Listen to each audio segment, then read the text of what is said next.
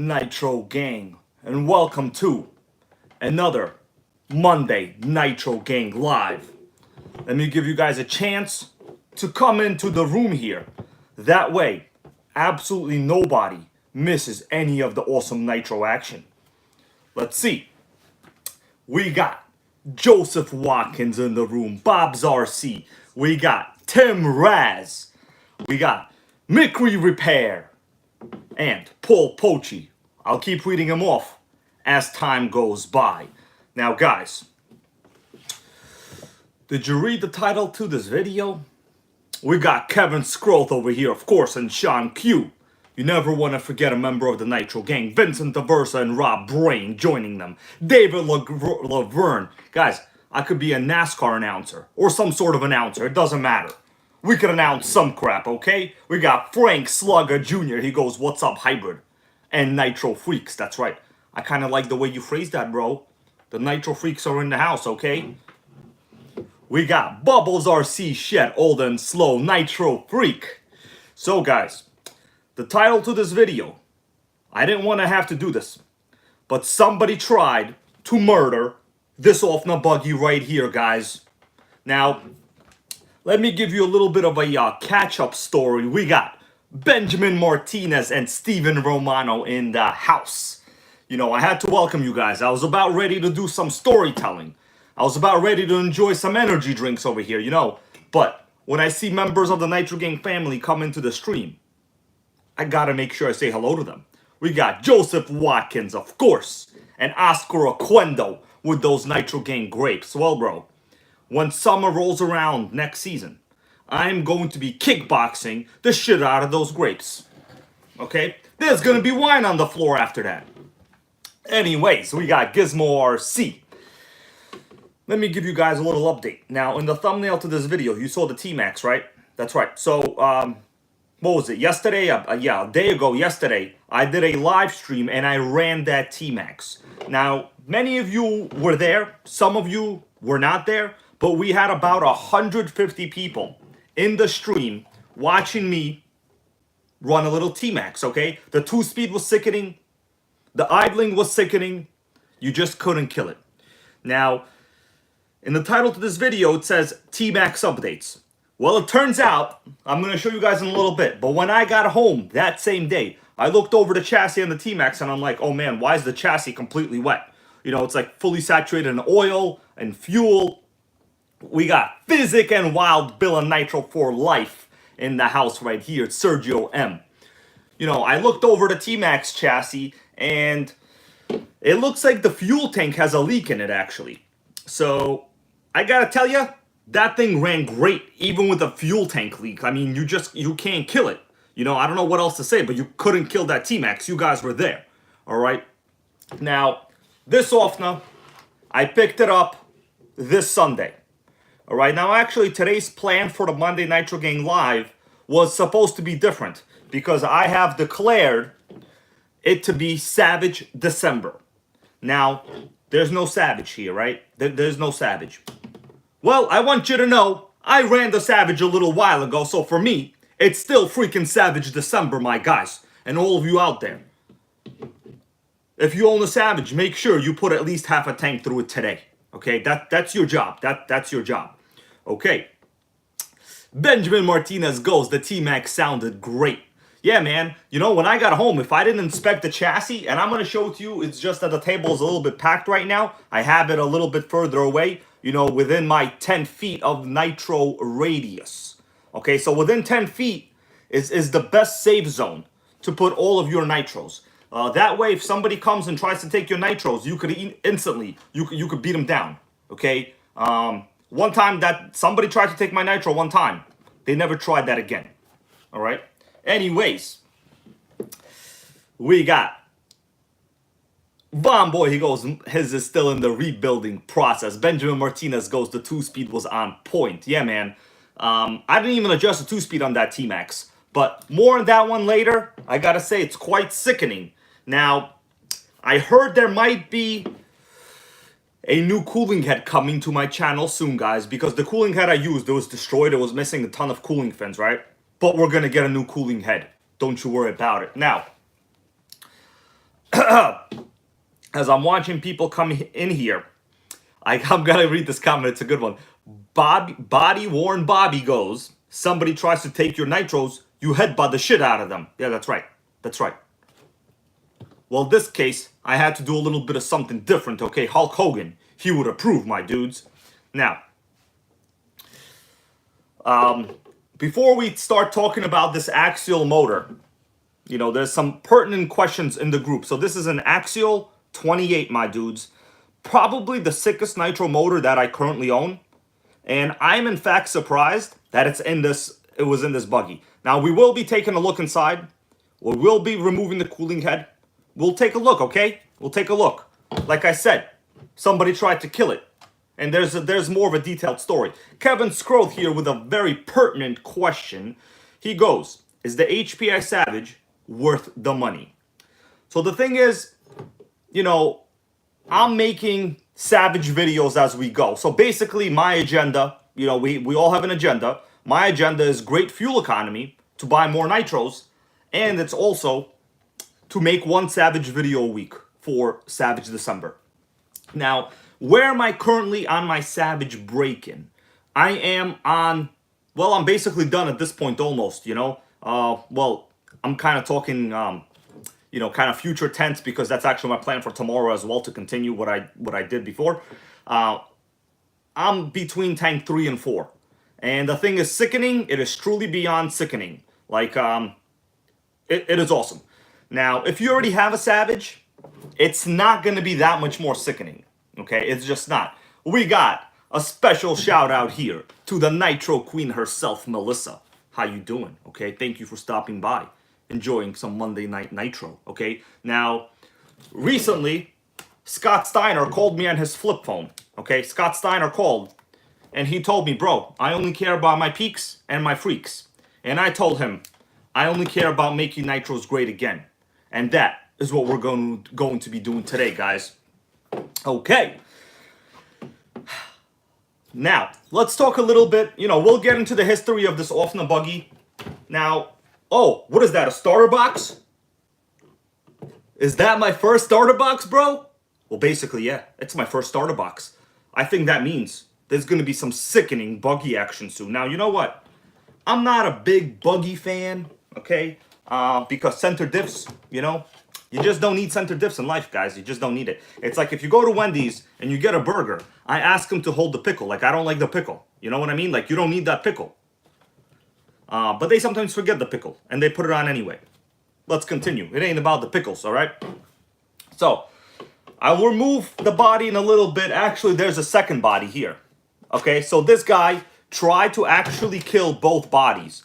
Now, why do I say that? Do you guys want to know why I say that? Look, take a look at this body, and you guys tell me if you see anything that is out of the normal, out of the ordinary. Take a look at this body. Do you see anything weird about this body? I'm going to hold it like this. Okay, so you have a good perspective of the body.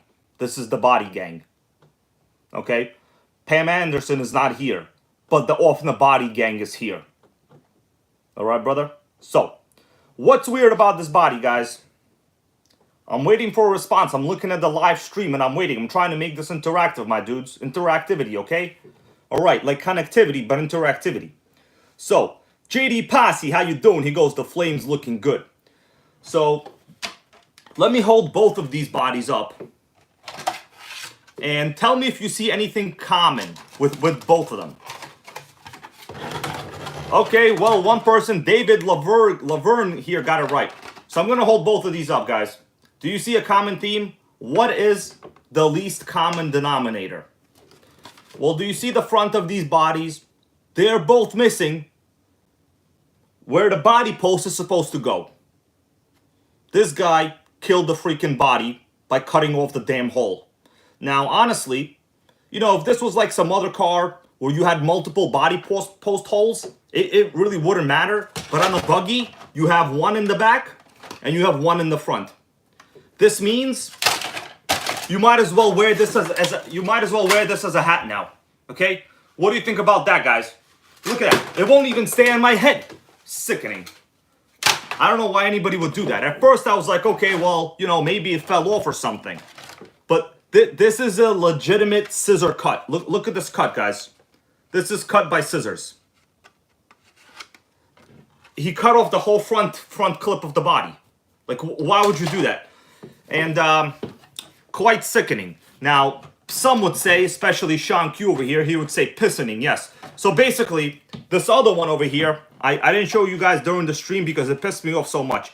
It looks like the guy tied some kind of, what the hell is that? Like some kind of little rope over here for the front, I guess to hold on to the body post. Like, why would anybody do that? Now, at first I was trying to give the ex-owner, you know, the murderer here, I was trying to give him the benefit of the doubt. I'm like, well, maybe it was hard to put the body on. Maybe, you know, like sometimes in the buggies, they actually have a very unique design. So don't mind the buggy, you know, the story will be told. They actually have a very unique design where the body, you know, it has mud guards, obviously, right? It's basic buggy crap over here, mud guards. And, you know, the front of the body has to mount over here with this body post, like in the front. Now, if it doesn't, then there's nothing holding the body on. It is honestly like, this is a crime scene, what he did to the body. Okay, he tried to murder it. And that is just one of the small things. Okay, we got Manuel Maldonado here in the stream. He's currently purchased himself the new HPI Savage. And he's doing a break-in, you know, him and I talk. He called me up on my, you know, Scott Steiner phone over here. Called me up, I opened it up, and he told me, bro, Hybrid, it's raining. I can't break my Savage in. Yeah, he said he got rain out there in California. You know, out there in California way. There's rain, guys. Now, where I am, New York City at this time is actually usually a lot of snow. But today it was like a 55-degree weather. Sickening, truly sickening. Okay, let me continue with what is going on. So the bulk of this video, there's actually, you can't see, but to my side, there is a giant case of parts. Guys, I didn't show this to you. Now, for those of you that are here for the live stream, you know, I just want to let you know, thank you. I appreciate it. But going forward, I will most likely be reducing the live streams. So enjoy it while it lasts. Actually, they're losing a ton of subs, and every stream I lose subs. Okay, so that's not very good. That's quite bad, actually. It's very sickening. You know, how am I ever going to compete with the people that like to sell Savages after they don't hit second gear? I'm never going to be able to compete with those guys. Anyways, the video from the T-Maxx, which was recorded this Sunday, I made it private and it's not listed right now, so you won't be able to find it. So, you know, I did say some incorrect underlying assumptions about a certain Savage seller, and I take those back. All right, so it's unlisted. I will most likely be re-editing it and loading it as its own standalone video with better quality and resolution. All right, so it was brought to my attention that I did the currency conversion wrong. And actually, my underlying assumption was wrong. So I take it back, but the fact still stands. My Savage will probably be the first to hit the 2-speed baby. Okay, what do you guys think about that? Now, it really is just a matter of time. Okay, the new Savage that I got, I'm taking it slow. I treat it like a brand newborn Nitro. Now, men can't give birth to kids, but guess what? Our Nitros seem to multiply, do they not? Well, you tell me another explanation of how more Nitros started showing up on this table. I have no other explanation, my dudes. I have no explanation. All right, let's continue. I'm going to take this off because I'm actually quite hot. All right, sickening chain over here, about to rip my ears off. Okay. All right. Oh, guys, did you notice this? What's that over here? This is a poster of an OFNA ULTRA Worlds 2. Well, this has something to do with this buggy. I want you to know, everything on this stream has its own place. Everything you see here is artistically placed. You know how museums, they have curators? I am the NitroGang curator, my dudes. NitroGang curator, all right? So, let's continue and talk talk about what we got over here. So I got a box of crap. Let me just show you a little bit here. There's a box of crap from the starter box, okay? There's also a big-ass toolbox. But also there's a radio. So we are going to be doing as much as possible with this buggy today. Considering I will probably be drastically reducing the live streaming capabilities that are within me, we're gonna have to get as much as we can out of this bitch right here. You know what I'm saying? All right. So for now, I got a question for you guys. What are you drinking? Okay? What are you drinking today? Now, I am drinking, of course, a highly discounted energy drink. Okay? Nobody wanted to buy this. I walked into the Dollar Tree, which now is a $1.25 tree. They should rename it the $1.25 tree. And I bought this. So, check this out. Okay? A $1.25 tree, my dude. Alright. As it goes, he's having some coffee. Well, I hope you enjoyed that coffee in the Nitro Gang mug, okay? Do it, my dude. Do it before YouTube cancels this whole channel. Alright? Because I put the word murder in the description to this video. In fact, I don't know if they're going to try to murder my channel or not.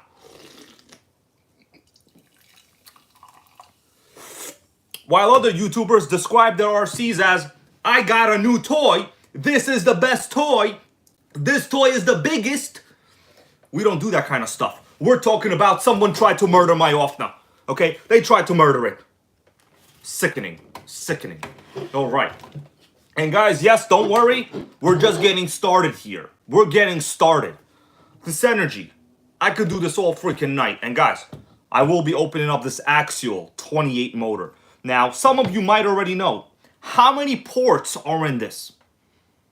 This is in the port gang, okay? How many ports are in this Axial 28 motor?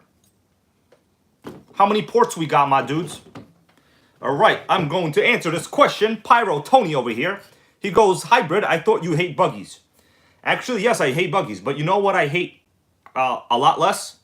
Very cheap buggies, okay? Like a very cheap buggy, I actually do not hate, okay? Now, buggies at retail price, I do dislike them, okay? Kevin Scroll has the right answer. He goes, it's got the 8-port, baby, okay? Yeah, this is the 8-port, all right? We're going to take a look at the owner's manual. I'm going to be opening it up. We will look inside the damn ports, guys, all right? Now, back when this thing was new, you know, the more ports you had, the more of a badass you actually were. Okay, now, in today's YouTube world, the more mini gay crawlers you got, you'll never be a badass, okay? You might think you are, but you will never be a badass. Okay, to be a badass, you have to have Nitro head on your shirt. You have to go to Walmart with this shirt. And then when people ask you what that means, you tell them, what do you think that means, bro? Okay, now if a girl asks you what that means, make sure you smile at her. All right, let's continue. What's up, RC-lators here in the house?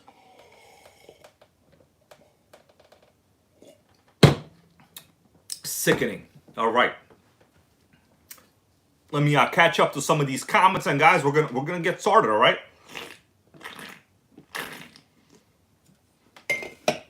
Sickening. All right. We got Von Boy Goes has a 9-port. Well, brother, that's significantly cool. I've actually never seen a 9-port. But this is an 8-port, okay? For me, that is quite significant. Now, some YouTubers called me jealous. They walked around their shop and pointed out some kind of weird cars and called me jealous. I don't even care, okay? All that matters are the ports. So, yeah, let me Von Boy goes, are you drinking Rockstar? So yes, bro. I basically drink whatever's on sale, okay, to buy more nitro. That's basically how I roll. All right, I'm not afraid or embarrassed to say it. That's just the reality, my guy. All right, let's continue here. So, guys, this is going to be like a little bit of a murder investigation, okay? Because for some of you that saw the initial live stream, you saw the condition of this motor. Now, you know, since I've taken it home, I've done some other things to it. And as you could tell, the pull start is not completely fully retracted. It's normal. Now the question is, do you want to know whether we have sickening compression? Okay? Do you want to phone a friend? Do you want to poll the audience? Okay? Or do you want the 50-50? Does this have the sickening compression? Let's play the game. All right. We're going to pull it. Now, actually, when I got it, it was super seized. And the pull start, the cord was wrapped around the cooling head. I was basically quite upset. You know, I already knew this was a situation. You do not want to buy a used RC with the pull starter cord wrapped around the cooling head. That is bad news. So, the pull the audience is in, and the audience says, pull the cord, Nitro Gang. What's up, Mike Nieves? How you doing, brother? All right. Are you ready for this? It's going to be quite sickening. Look at that, Axial, baby. Now, today, Axial only makes little crawlers. I know. Get real. I know. I want to call Axial and tell them get real. All right. Oh. Sickening. I'm a little tired already. Sickening compression, guys. All I did was put a little bit of oil in there. That's all I did, but it's still not in drivable condition. We will be opening it up and taking a look inside, okay? Because you shouldn't really ever try to start a motor that's used that you have thoroughly cleaned, all right? The only thing I did so far is I cleaned the carburetor. Now let me continue and see what people have to say in the stream right here. JD Posse goes, I did not know that Axial makes nitro. So years ago, yes, Axial had tons of nitro products. In fact, if you look a lot of times at like used Savages, they'll have Axial nitro motors, okay? It was sickening back then, in fact, okay? Yes. Let's continue with this. All right, I'm gonna open up the window a little bit. So, guys, I'm gonna go over what else was included. Now, check this out. This is a wheel right here. That's right. I got a set of slick tires with it as well. Okay, what do you think about that? All right.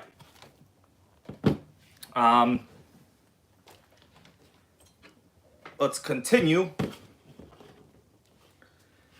We're going to take a close look at the buggy in a little bit. By the way, check this out.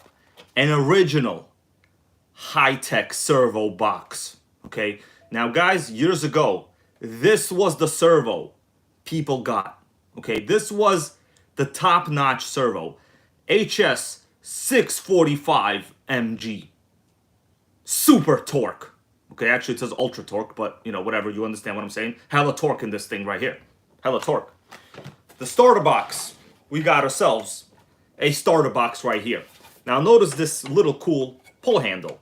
Yep, we got a little pull handle. This is a genuine OFNA starter box. So the question is, where is OFNA Chicks? Because today is dedicated to OFNA. Alright? It's dedicated. Look how shiny this thing is. It's freaking shiny. I know. It looks almost brand new. So, the weird part is, let me tell you what I think the owner was trying to do. Now, this is so nuts, okay? So, the buggy's on the starter box, right? Now, when I got it, as I said before, the pull starter cord was wrapped around the entire cooling head. All right? Yeah, well, whatever, it doesn't matter. Guys, I think now this is really far-fetched. Let me just welcome Manny Nitro here to the stream. I'm glad you're here. Manny Nitro says she finally finished painting her T-Maxx body. Okay? It's sickening. I actually hate painting, so that's a little nice. Okay? Yeah, I respect people that know a good paint job when they see it, you know. Personally, I hate painting pretty much anything, okay? I hated art class in school. I hated drawing. I hated all of that, okay? I liked math and science. That's basically what I liked. And that is why we got ourselves an 8-port today, all right? Just playing around. That's not exactly why. So, Dion goes, I had that starter box. You're missing the rubber guides on top. Yes, bro. I pretty much am quite sure you're right. Now, there might be some in this box. Okay, so there's a box right here. I'm going to take a look inside. I'm not sure if there are or not. But honestly, I am not really planning on using the starter box. Like, the pull starter is fine. Okay, the pull start's fine. So, you know, we're just getting the stream going. I appreciate all of you guys for being here. We are at about 100 viewers today. Now, you know, the future live stream capabilities will be drastically reducing, reduced soon. Why? It's a matter of micro and macroeconomics, guys. Okay, micro and macroeconomics. You understand what I'm saying? All right. Now, the next item for consideration. Let me just read some of these comments. You know, I haven't responded to some of these comments in a while. Let's see. Yeah, whatever. Power. These wheels say Power Grip HN. I don't know what the hell that is. What is HN? Hoon or something? Hoon rate? I don't know. Does anybody know what Power Grip HN is? I have no idea what that is. All right, but we got 4 wheels. And they're going to go on like that, my dudes. Okay? It's going to go down. All right. Well, Kevin's growth over here goes keep the streams. Yo, you know what? I'm not going to cancel all of them. There'll still be streams. But probably substantially less. Just what it is. So the basically, you know, the ad revenue on streams, I'll be honest with you, is terrible. It's very, very terrible. It's so terrible that it's basically almost negative. And honestly, after that, I'm a little tired and I can't really edit the videos I'm supposed to be making and editing. That's why at this moment, you know, think about it, guys. I have a brand new Savage and I'm releasing like 1 video a week with it. You know, it's sickening. I should slap myself more for being so tardy. All right? Anyways, let's continue. Oh man, Brian Baker here with the awesome comment. He is right. He goes, HN equals Hang Nor. So this HN over here is Hang Nor. You see on top there? And it's interesting you say that because actually the bodies say that too. How come I didn't freaking make that, I didn't come to that conclusion? Must be an idiot. Okay. It says HN Racing Team, brother. HN Racing Team. And actually, I have a bunch of stickers here that say Hang Nor. Hang Nor something, the dream creator. A dream creator, guys. There's nothing like some awesome RC marketing with stickers. Dream creator. What do you think about that? Yeah, I don't even know myself what to think about that, to be honest with you. It's so sickening, actually. All right. So, we talked about the bodies. The guy cut off the mounting hole in the front. He legit cut it off. Like, there's no way to mount this body now, guys. Do you understand? Like, when you go like this to a body on one of these, this is what happens. All right. Sickening. It's not fitting. Hold on, guys. All right, I got some pipes missing here. That's the reason. Okay. So this is basically what happens. The body, guys, the body comes up short and the body post doesn't fit. So if the body doesn't fit, don't commit. You understand what I'm saying? This is basically what is going on. So if this was OJ, he would say that this body is not from this OFNA because it doesn't fit. But we in fact know it is 100% from this OFNA. Okay? Anyway, just playing around, all right? Nothing like a little bit of pop culture references once in a while, you know? Yeah. So, anyway, let's continue, guys. I'm going to put this stuff to the side a little bit here. Now, I have a box of stuff here. So what we'll do, I'm going to give us all a good look at it right now. Do you guys want to see what's in here? Oh, hold on. What's that? It's a toolbox of other crap. Okay? You guys want to take a look inside? I got all of this. Should we take a look? What do you think about that? All right. Okay. Oscar Oquendo goes, "You will not stop buying more Nitro." Never, bro. I will never stop buying Nitro. It's kind of like my thing, okay? You know? Just my thing. Fastla86. How you doing, brother? Fastlane86. Well, FastLA86. He goes, "How do I super chat?" There's a button right under, you know, the messages, like under the stream right now. And, you know, you could do whatever you want to do there. Pain in the Bass is here. He goes, "Hell yeah, brother. We're going fishing," goes Bubbles our sea shed. All right. So, guys, we are going to take a look at everything that's here because, honestly, I like this vintage stuff. You know, it's more, like, when you buy used stuff, it's a little bit more than just the chassis you get. You know, we still have stuff to do. But let's take a look at the parts I got here, because it's a little bit like of a time capsule. You know, I appreciate these sort of things. It's, for me, it's quite interesting. Let's do this. All right. All right. It's box time, guys. Box time. All right. So this is what we got going on from the top down view, guys.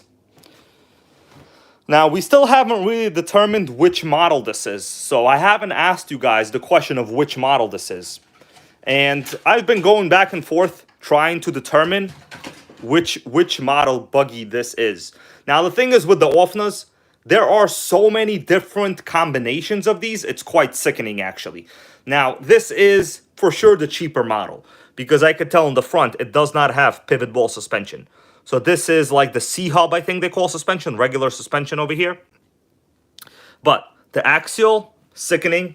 You cannot kill it. Now, let's take a look at what else we got going on here. I'm going to light it up a little bit, guys. I got myself a light panel for you. What do you think about that? Light panel, guys. OFNA LX1. I do not think this is an LX1. I think it's some kind of Ultra MBX. But there are many models of these chassis, you know, and honestly, it is very hard to tell. It is very hard to tell because I do not have the original motor and I don't have any of the original paperwork for this chassis. So I think it's an Ultra MBX. But even in the Ultra MBX series, there were many models. There was like the Comp. There was some kind of other one, Ultra GT. It was complicated. Anyways, it really doesn't matter. Let's take a look at what we got here, guys. That's what matters, right? So, we got stickers. These are, you know, I'm pretty sure the original stickers. So, Hang Nor. It does a Dream Creator. Quite sickening. The best radio control models. Okay, well, I'm not sure if that's a fact or not. Kevin Scroll says it's an Ultra LX1. You might be right, bro. You might be right. You know what? I'm not going to dig too much on what model this is because it really doesn't matter. At the end of the day, we got ourselves an Axial engine. We got sway bars. We got shocks that need to be filled.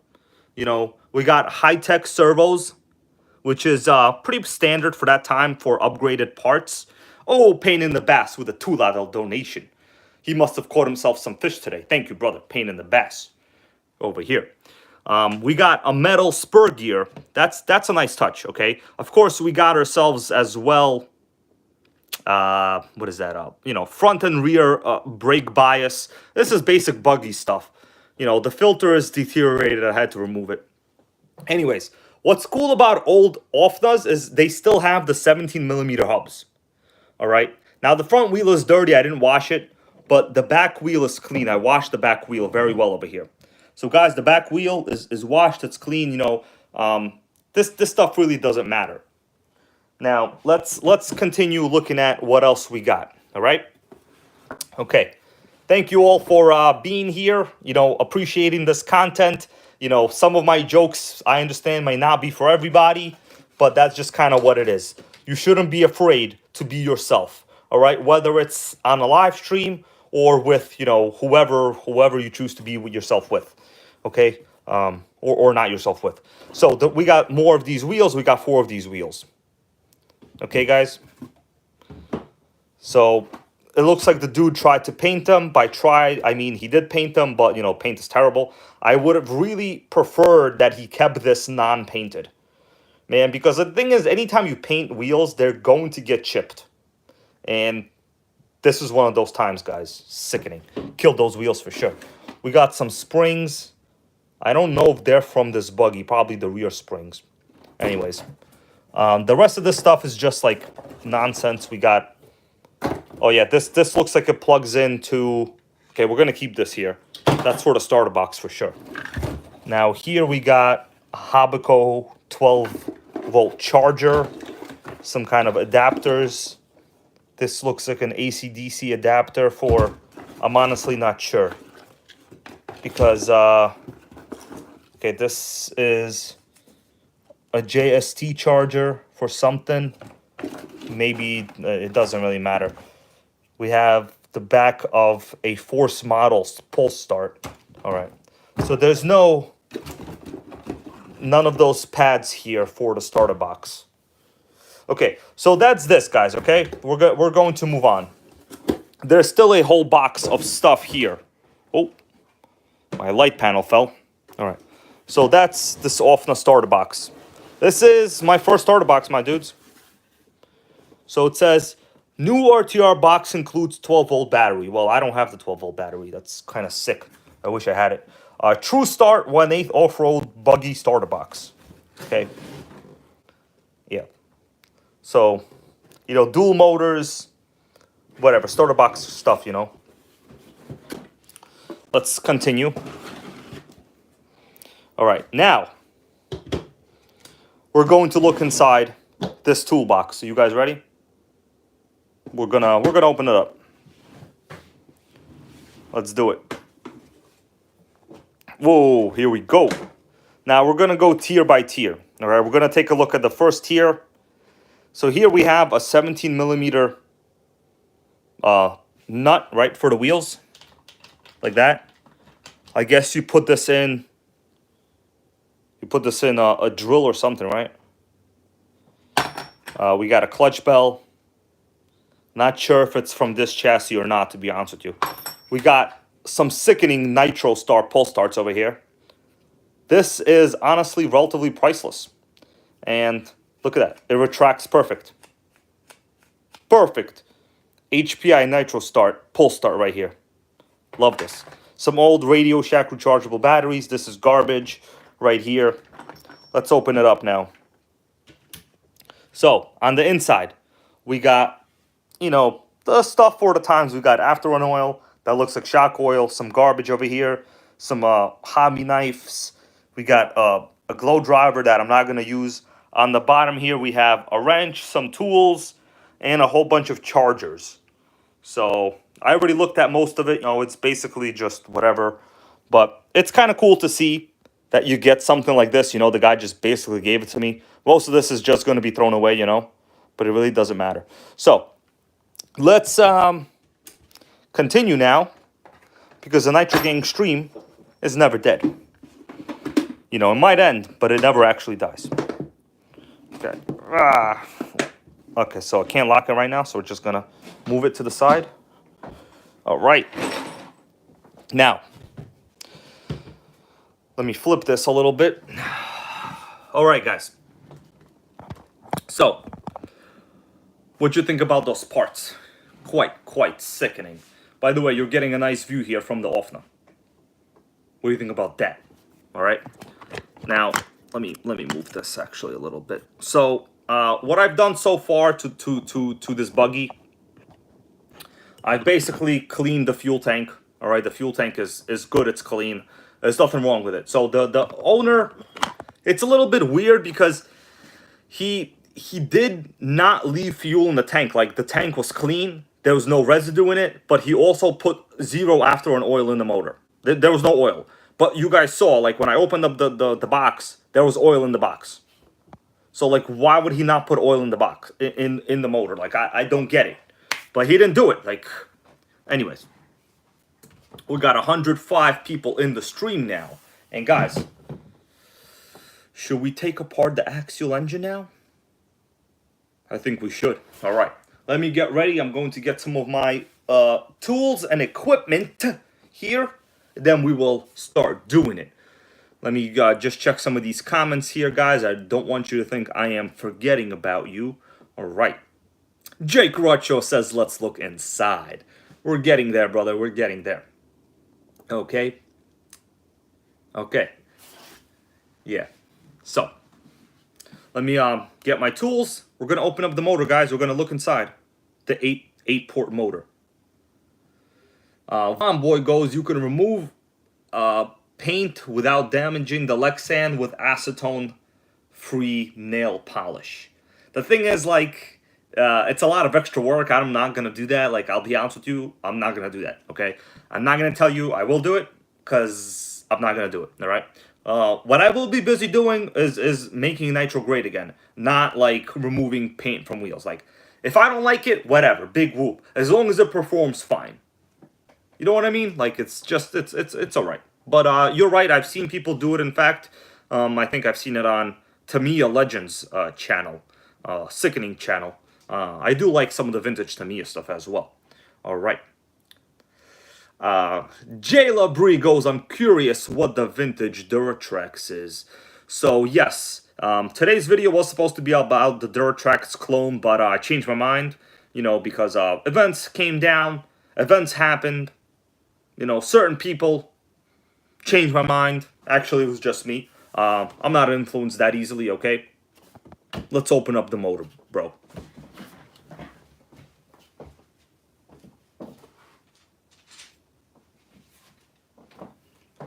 All right, I'm just getting set up over here, guys. And we're gonna make it happen.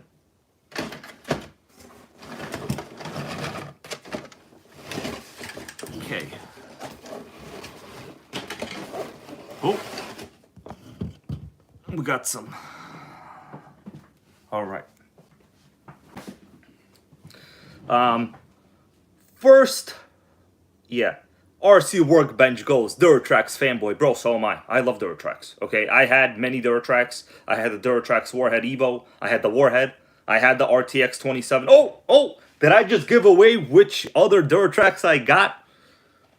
Maybe I did. Maybe I didn't. It doesn't really matter. What matters is 8 ports and looking inside those ports. So let's get moving over here, guys. Let me the question is, should we first check you know, the radio equipment on this buggy? Maybe we should check the radio equipment on this buggy. So we got what looks like, I'm pretty sure this is probably the original radio. I don't know. This is an Airtronics Blazer. You know, they even, in fact, like the Schumacher Menace, which I have, came with this exact radio. It's quite sickening and then quite trash. But, you know, it worked and it didn't really have much interference, I'll be honest with you. So, let's check it out. Let's do this, guys. I'm going to flip the camera here. So, watch this. We got power. Now, the buggy. We got power as well. Check this out. Look at that. Look at that steering. Sickening. Okay, so these servos for the time, so you guys understand, this is vintage electronics over here. High-tech, ultra torque servo, right? So, what were they rated at? Now, it says output, let's see. No, that's not. Is that the right output? Let's see. Okay. Ultra torque. Yes, this is what we got. So, we got 0.2 seconds, so it's actually very slow. Torque is 9.6 kilograms. You know, compared to a modern $20 Amazon servo, this is garbage. but these were very reliable. And at that time, there really was no other, moderately priced upgrade servo. But yeah, 9.6 kilograms. Okay, sickening. RC Workbench goes, does the Blazer predate the rival Sport? You know what? I'm not really sure. These are all just Airtronics radios. You see right here it says Airtronics. Now this one actually is missing the dual rate on top. So the HPI version did have a dual rate on top here, but this does not have it. But check that out, guys. Sickening, right? Now the throttle servo, we also have the same one. Here we go. Okay, it's quite good. Okay, so the electronics are fine. It doesn't mean that I'm going to run these. This is just for a show. But in the future, I will most likely be using a Fly Sky radio, right? Just for safety reasons. All right, it's time for the Axial. So the funny thing is, the Axial doesn't say anything on the sides. Like, you can't tell what model number this is. But this is the .28. Even on the back, it doesn't say. .28, my dudes. Okay, so let's put it down. Oh, pipe fell off. All right, pipe doesn't matter. So I'm going to position the phone in a convenient position for all of us. Give me a second here. Yeah. Okay. Now, while we do this, we might be looking at some of these Hang Nor stickers. Why? Because, a dream creator, okay? I like this kind of thing. A dream creator, it says, sickening logic, dream creator. Who would have thought that we would have had ourselves a dream creator on this channel? Not me. I definitely would have never thought that. But we got a dream creator, guys. Yeah, I know. Sickening. Okay. So, let me just set this up here. Oh, having a hard time positioning what I need to do. All right. No, that's not a good position. Hold on, guys. I have to think of something. All right, hold on. I'm going to come up with something. One second.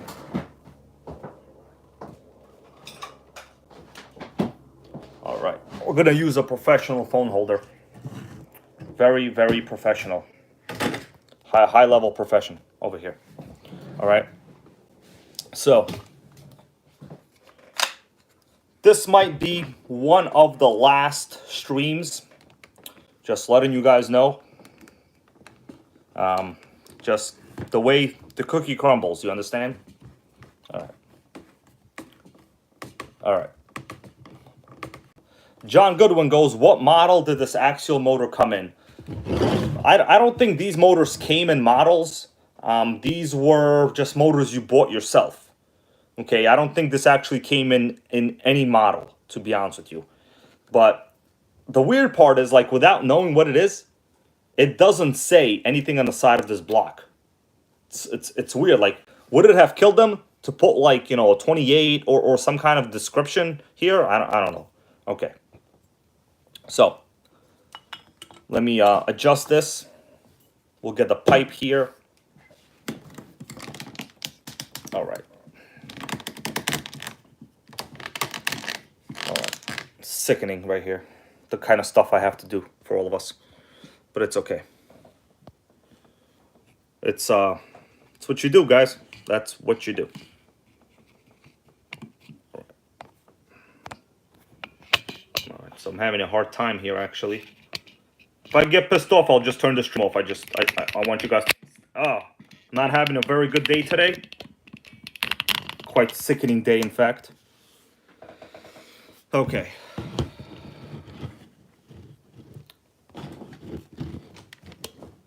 Here we go. Let me adjust the holder here.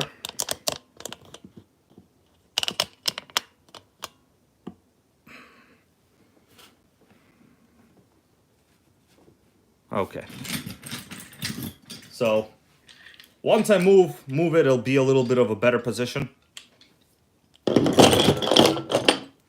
Right. So this is the motor itself, guys. You let me know how the quality is. How's the lighting? Is it effective? Do you see stuff? Is it all right? It probably is all right. Okay. I'll move this up a little bit again, actually. All right. Okay, that should be fine. All right. Okay. So this is probably the most light we're gonna get. So light-wise, it should be fine. So the motor itself is quite clean as I'm looking. You know, the clutch bell is fine. It spins freely. Now, obviously, without starting it, there's no way that I'll know, you know, any better details about it. The only thing I did so far is remove the carbon. I cleaned it. You know, the thing is, let me remove this air filter housing here. Obviously, I need a foam piece here. Okay. So we have the restrictor on the carb, which is normal. So if you look up the owner's manual, it actually will list this restrictor on here. So the arm here is a little bit tight. Oh, Sean Q with a keep Monday Nitro going with a big fat donation of 100. Well, you know what? Monday Nitro will probably be here. Probably, you know, until like something happened, like I get sick or die, which is a possibility. We all get sick and die, right? But thank you for this donation, Sean Q. You're the man, bro. Sickening donation. Actually, I paid $100 for this buggy, okay? So I want you guys to know I use all of that money to buy more nitros. Anyway, how is the quality, guys? Like with the way the phone holder is positioned right now. Thank you, Sean Q, once again. Let's keep going, and I appreciate all of your support. All right, now. So, okay, let's get some tools. So we already confirmed it has sickening compression. I didn't remove any of this stuff. So guys, my plan is to remove the cooling head, you know, right now. Like, we're just going to remove this sumbitch right now, okay? What do you think about that? Okay. Let's do it. Okay. All right. So I'm going to, let's see, I gotta check which screws it is. So this is a 2, so it's not a 2mm. It's probably 2.5. All right, is it 2.5? Yeah, it's 2.5mm. All right, that's good.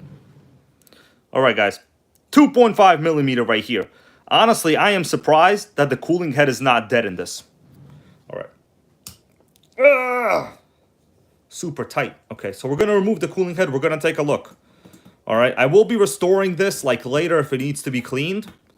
And hopefully in the next video, sickening. Let me, guys, I'm struggling super tough over here to remove this. Okay, next one. Now, if these head bolts strip, it is pretty much bad news bears for you. But so far, they seem okay. All right? Okay, last one.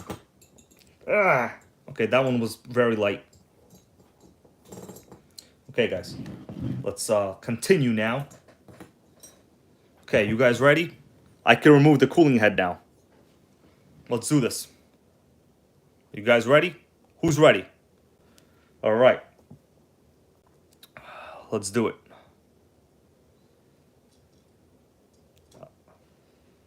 Oh, it is actually almost like brand new inside.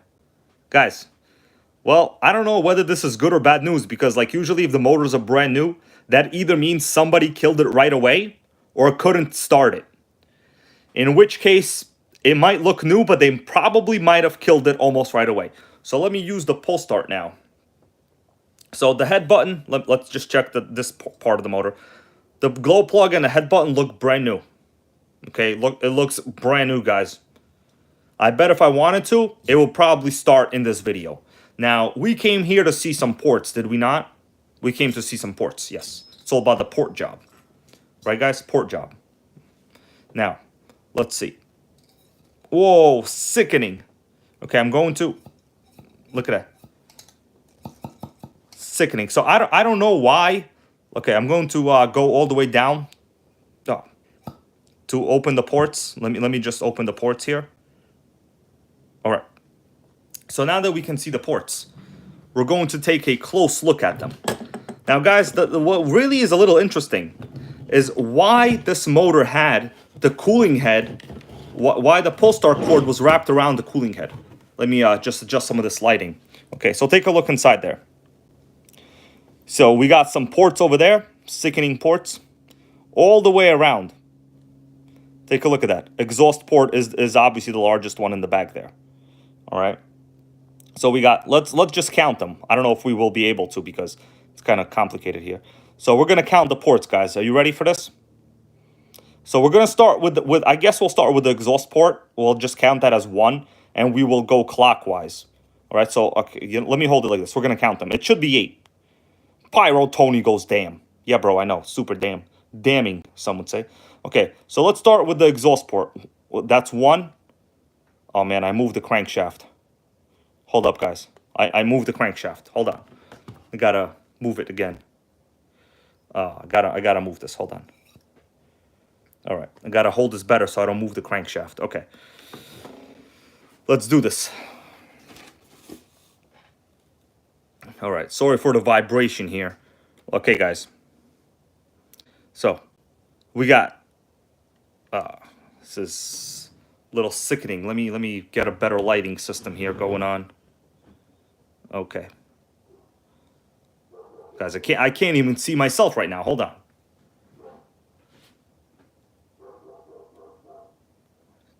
Okay, before we do this, I just see a question here in the stream. Let me just answer. I'm going to count it. But first, let me answer this question we got in the stream. It's very important. From the tip Jack goes, hey, Hybrid, I put a new Dynamite 28 on my Earthquake. Any suggestions before I start the break-in? Very good question. You know what? I'm going to give you a little bit of advice. Get yourself some of this 3-in-1 oil right here. The best form of, after-run oil. I use this in gas engines and all engines. Sometimes I cook with it on the stove. I'm just kidding. Don't cook with it, guys. It's pretty gross. Drop a little bit in there through the carburetor. All right? Now, a lot of people like to remove the glow plug, like the glow plug in the motor. But you see, even this one, it's a brand new motor, basically, it looks like. But guys, look at the dirt in that glow plug hole. If you were to remove this, chances are some of this dirt would fall inside the motor. So in future, maintenance, do your best to add any kind of oil. Do your best to add any kind of oil to the carburetor hole, okay? But also keep in mind when you're removing the air filter, not this one, but like obviously a normal one, and you're removing it, be very careful that when you're putting it back, not to get dirt inside the venturi. But basically, you just need like five drops. The reason is, when you open up the carb all the way, let me just see if I could open it here. It sticks. Anyway, deep down there is the crankshaft. Oh man, you can't even really see it. So pretty much if I can't see it, you can't see it. Anyway, that's really all you got to do, But really, these motors are built already with oil on the inside. You're not really going to have a problem. Okay, so let's count the ports, guys. Sickening port counting job right now. Actually, you know what? I'm going to adjust my phone holder here to go a little bit top-down view. Okay, we're going to do top-down view. And I'm going to try to position it in a way that we can... Oh, man, this is tough to count, actually. All right, so we're going to do this now. I think this is a good position to count. Okay, I'm going to hold the light panel. I'm basically holding the light panel right above the motor. Very sickening what I'm doing. Okay, so we're going to start with the exhaust.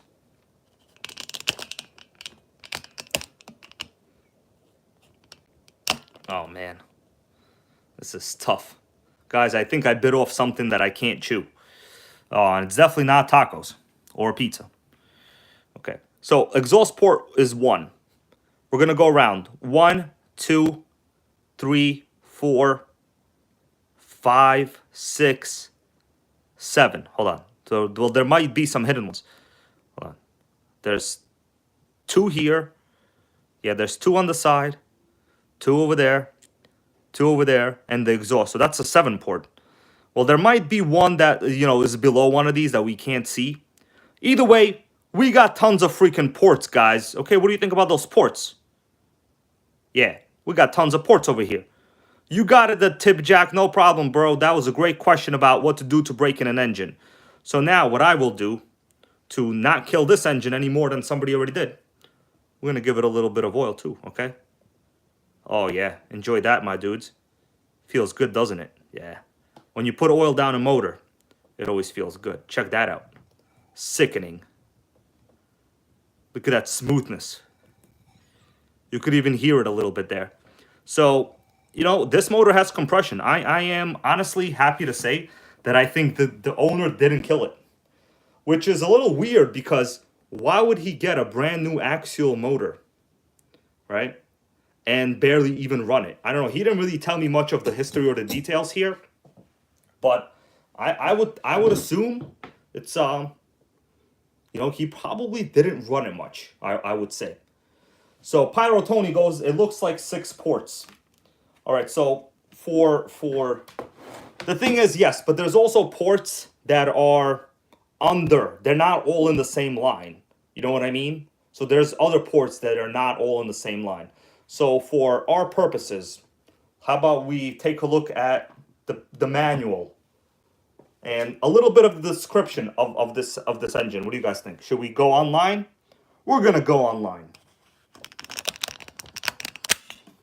Okay.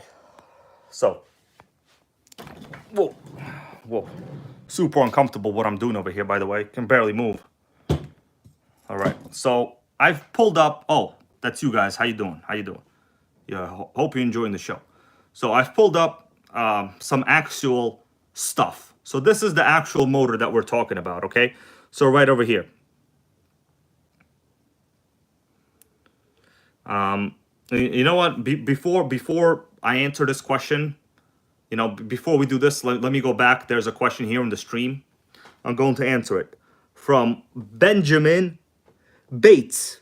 Benjamin Bates goes, "Hey Hybrid, it's me, Ben again. I was watching the one video of the OS engine that got the saltwater in it. Did you ever get that fixed? Can you do a follow-up?" Well,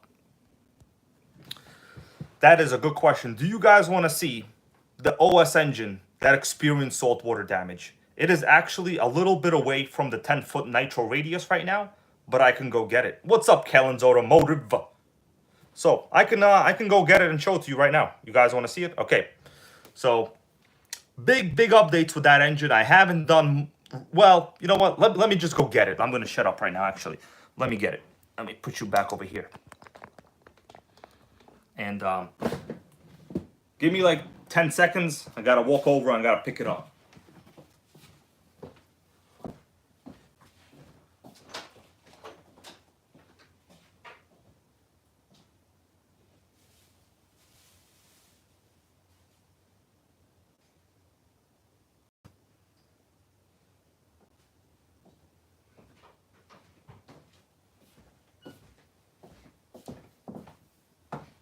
All right.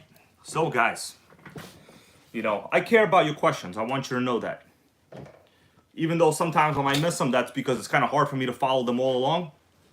So Sean Q, everyone that asked, Benjamin Bates, the OS engine is in this bag. Well, towel. Okay, basically towel. So,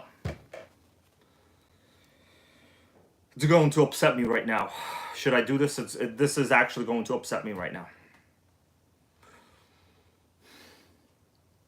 Give me a second, guys. All right, let's do it.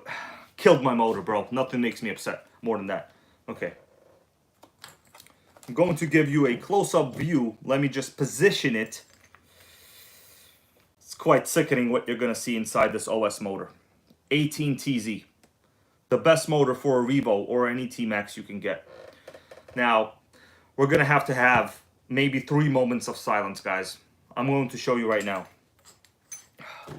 Devastating what happened. Devastating. Cost me a ton of money as well. So let me show you right now. Okay, we had a question, but Dion, don't you worry, brother. No nitro will ever die in this channel. Well, this one almost tried to die, but it's we're not gonna let it. Okay, so let me show you what is going on. Let's get the panel of lights, the epic light panel is in the house. Now, guys, this is quite bad what happened. I would say significantly terrible.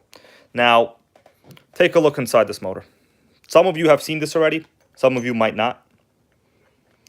Do you see that? This is called a two-piece connecting rod design, guys. This is a two-piece connecting rod design. All right, it's quite sickening, actually. Here's a good close view. Pretty bad. Pretty bad. Okay, so basically it's destroyed, and it jammed itself up. The motor is still good. The carb is good. The 18TZ, well, it tried to kill itself. Now, actually, people think that this was destroyed because it was hydrolocked in water. I see comments here. It wasn't. So I repaired this engine.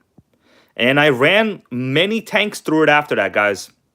And actually, it somehow leaned itself out, and the crankshaft split.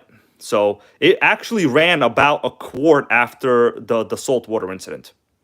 Now, not the end of the world. You want to know why, guys? Because we got ourselves a new OS crankshaft. All right? On this channel, when I break stuff and you ask me about it, I acknowledge that, yes, I broke stuff. But it's no big deal because we got ourselves a brand new connecting rod. So these are still available for sale. You know, the OS21TM actually uses the same connecting rod. Do you guys see this little groove where that bushing is? That is what makes this engine sickening. Even the connecting rod is insane. Okay, it's insane. Now, these are all, you know, the parts I got to put back, basically, you know, the header, spring header, whatever, you understand. I think some of this is from a different car. Yeah, it's from a different header here. But anyways, even though, you know, it basically looks like it's dead, we're just going to replace the connecting rod and fix this thing. Look at that. There's almost no rust inside, guys. It's actually quite sickening. Yes, Sean Q, I will be making it great again. Don't you worry, brother. So what happened is I was doing like a high speed run for a video. You know, look at that. Look at inside the port with the sleeve. Where are you going to get these kind of views, guys? Sickening views. Look at it. It's beautiful inside. Beautiful. All right. You know what? I like this view. This OS could take it. It could take it good. All right. Actually, it almost didn't take it, and it's dead. But OS, this cost me like, I think, $35 or $40, right, for the connecting rod, which isn't crazy, but of course, you know, I bought it on eBay and blah, blah, blah, stuff happened. So this model does have the rotary carb. This is the 18TZ, uses a lot of the same parts as the 21TM. So Benjamin Bates goes, can I repair it now? So no, we're not going to do it now. I need to disassemble all of this. I need to remove all of this. This is going to be beyond. I basically need a pristine environment to work on an OS. Okay? But these are also, I think, a very high port design. You know what? We can find out. I might have some information about it. So give me a second. I'm going to pull up some information about it, and we will see. If you guys want to wait a minute, I will open up some information I might have saved. I'm just looking at some tabs right here. Hold on. 18TZ, I have some tabs on my computer. Oh, yeah, right here. So one of my saved tabs, what do you think about that, guys? One of my favorites is a dyno test for the 18TZ engine, okay? Yes, Dion, I will be doing a video. I already have half of it recorded. So, yes. Yeah. So, Brian Baker told me to get new bearings. You know what, maybe. So, let me show you guys some of the sickening spec information on this 18TZ so you understand what we're talking about. So, they call it a weapon of mass destruction. Okay? Weapon of mass destruction, guys. So, we're not going to read all this, whatever. This is just information about it, you know. Here they're talking about the tear down, cylinder head features. Let's see, sleeve. We're just going down a little bit. So we have, you know, this is a turbo head. This is the machined aluminum conrod. So what really matters is, let's see, we got the ports. We only care about them ports. All right. So let's see how many ports this is. I can't actually tell right here. So horsepower, guys. 2.8 horsepower. It says 2.28 horsepower. You see that? It is sickening for a .18. 2.28 horsepower from a .18. It's beyond like rationality. This is basically Superman type stuff right here. Port configuration. Basically, we got tons of ports. So it says it revs up to 42,500 RPM. Oh my goodness. 42,500 RPM. It's sickening. Okay. It says this engine's massive horsepower could push a car to more than 80 miles per hour. So I just saw a comment here in the stream that this is the only small block to break the 2 horsepower barrier from Brian Baker. Yes, that is 100% true. Let's see what else. They actually talked about it before, but I just kind of went over it. Let's see what else. Basically, I just glossed over a lot of this right here. But so it says it's a 5-port chrome-plated brass sleeve. This is right here. It's the only 18 engine that has 5 ports, and it's contributing factor to the massive horsepower output. The sleeve has 2 ports on each side of the cylinder and a boost port in front. Sickening. 5-port, baby. That's right. So in the intro, they did mention something about the only engine to break 2 horsepower or something like that. But, you know, we're not going to read it right now. I actually talked about this in a previous video somewhere. No, maybe I did talk about it. I'm not sure. But this is one of the best engines you can possibly get for any small block engine. Now, some of you might be asking yourself, well, you know, what's the difference between the TZ and the TM, right? Because there are also the TM engines. So this has more ports. That is the difference. This has a lot more ports. This one will get fixed. Don't you worry, guys. It's basically, I'm assuming that it's just a connecting rod, but we will be fixing it. All right. So let's go back. Man, this is like a nitro treasure right over here. Guys, if you add up all the ports, you're going to get 5 and 8. You're going to get 13 ports, bro. You guys can handle 13 ports? I don't know if anybody can handle 13 ports. Oh, man, that's a lot of ports. All right.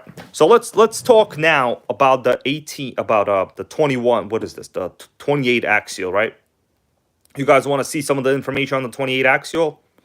Yeah, we'll take a look. We'll take a look. Let me get rid of this trash over here. Sickening piece of trash. Okay, guys, I got nowhere to put my arms. Like, look at what I'm working with right here. I can't even sit straight right now anymore. I got RCs all over this place right now. Sick. Okay. All right. So we're gonna go back to the Axial information. So this is the engine we got. So, you know, they call it the 28 engine with pull start gray head. That's what we got. Yeah. So, you know, I looked my best for some specs. It never tells you anything about specs. So I can't figure out how much horsepower is in it. Okay. So this right here, 8 ports. We got 8 ports. Okay. The more ports, the better. So it says, Axial engines are a cost-effective alternative to the high-priced Italian engines available today. At roughly half the price, we are able to provide an outstanding value. Well, that all sounds great to me. That sounds pretty great. Now, what's this? Okay, so I did a search on like what model this OFNA is. Okay, just like because of curiosity alone. And there are a lot of different models. Now, I see that the one we have does have this wheel, but the rim is different. So it's a little, this is the Ultra MBX right here. So this is my understanding of what I have. But the thing is, this one has the pivot ball suspension. Mine does not have the pivot ball suspension. If you look at the suspension on mine, you know, it's like what they call C-hub suspension. It's not pivot ball. There's no pivot balls at all. There's no balls over here. It's ball-less, guys. But basically, the body and the wheels are Ultra MBX. Now, there were multiple versions of these. There were like the MBX something R2.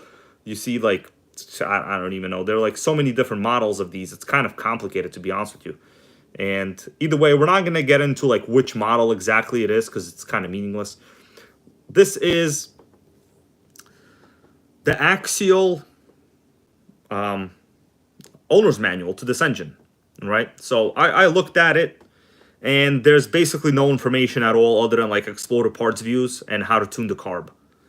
You know, which is in everything. There's no specs, like, and there's a parts list here, but no specs at all. Like, why would they not give you specs list? You know, I don't understand. So we have a whole bunch of stuff here. There's really nothing else there. So this is the engine we got. We got ourselves an Axial, guys. And it looks like it's not dead at all. Okay? Yep.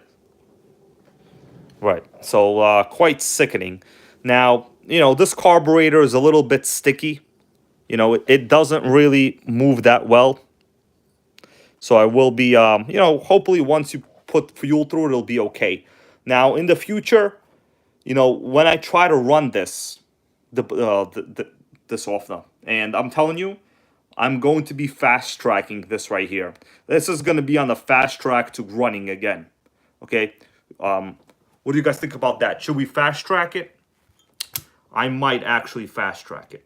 Okay, because I work on like a whole bunch of different RCs at the same time, and it's a little bit complicated.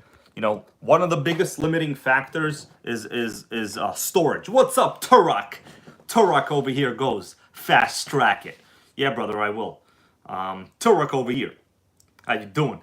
Basically the king of the Kyosho USA 1, as far as I know. Okay? So, you know, this OFNA right here is not that far gone. Like, I can fast track it. So, as long as I think the guy didn't kill this engine, you know, we looked inside. We got 8 ports, tons of ports. I'm not really sure what the reason was why the guy stopped running it. You know, he didn't tell me. He was a nice guy, like I met him. This was the first deal, let me tell you guys, the first deal that I've made where I didn't tell the guy who I was. So, because like,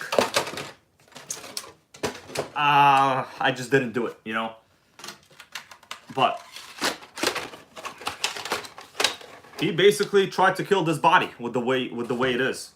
But you know, a lot of times I say I hate the buggies and this and that. The thing is, I do, but it's a cheap OFNA buggy, vintage collectible with an Axial pull start motor. Like, why not do it? You know what I mean? Like, and we also got ourselves a starter box, which, you know, I have use for this. So I don't know how easy it will be to use. Honestly, I'm gonna have to figure this out. You know, I just need a battery. This has spade connectors on the side here. Yeah, so Joe Hutchinson goes, the Nitro Gang shirt, the Nitro Head shirt gives you away. So the thing is, I dressed very civilian-like, okay? I didn't dress like I know anything about Nitro, like at all, okay? Basically just a black t-shirt, okay, and jeans. And usually, like, I'll tell them, you know, I'm a YouTuber, I'm buying this for YouTube, you know, to make videos on it. I'm like a historian, collector, Nitro Gang enthusiast, guru. I'm kidding, I didn't say any of that. But this time, I just didn't tell the guy. I took this stuff, and I left. That's all that happened. All right? So, we still have some time, guys. I appreciate you all for being here on the stream with me. And let me just pack up my, you know, halfway dead OS over here. Yeah, split connecting rod, sickening. Best engine in the world, actually. 42,500 RPM. Did you see that on this OS? 42,500. Sickening. Midnight Rider YouTube goes, just get a Jado 3.3. Bro, I have like 2 of them. There's no denying that the Jado is badass. There's no denying that. But even the worst nitros are still fun, in my opinion. You know, and the people that watch this channel, we appreciate them for what they are. You know, I'll never claim that my T-Maxx that I resurrected is the best in the world. It's not. It's trash. Okay, it's garbage. It's embarrassing. It's missing half the head's cooling fins, but it runs and it hits the 2-speed. You know what I'm saying? Okay. Oh, Craig Dickerson, how you doing, bro? He goes, Nitro Dog and I are having a wrestling match right now. You're a lucky guy, man. The Nitro Dog, you know, my Nitro Dog, Teddy, he's sleeping right now. He's a little tired. Right? He had a long day of basically sleeping. You know, when you sleep all day, you get sleepy again. You know what I mean? Like, well, for dogs. So, old and slow goes. My old CVR 15 is only rated at 36K. Yeah, I had a CVR. They're very good. But if you look at the specs on the CVR compared to the 18TZ, it's sickening. So, not the thing is, the CVR is great. It's an ABC engine, but it's not a turbo head design. So, these are light years ahead in ports, and even the way the crankshaft is. If you look at if you look at like a CVR connecting rod, sorry guys, connecting rod, you will understand. It will be completely different. This is like beautifully machined. It has oil grooves inside. It's a beast. Okay, I did have a 15 CV RX, guys, and it was sickening, but that was a significantly older engine design and non-turbo, and it was side exhaust. You know, these are rear exhaust. So the logic with the rear exhaust, you know, this is debatable, but basically what happens is, and you know what? The Traxxas motors, they use rear exhaust as well. So this is a dead Traxxas motor. Von Boy goes, it's a piece of art. I agree, brother. So, you know, Traxxas, you know, people like to bash him, but let me just say something. Let me say it right now, and you listen. You sit down and listen. Traxxas was, I would say, the first ready-to-run brand, and you guys could dispute it, but come with me at facts. It was the first ready-to-run brand that made rear exhausts a standard offering on small block engines. You know, a standard thing.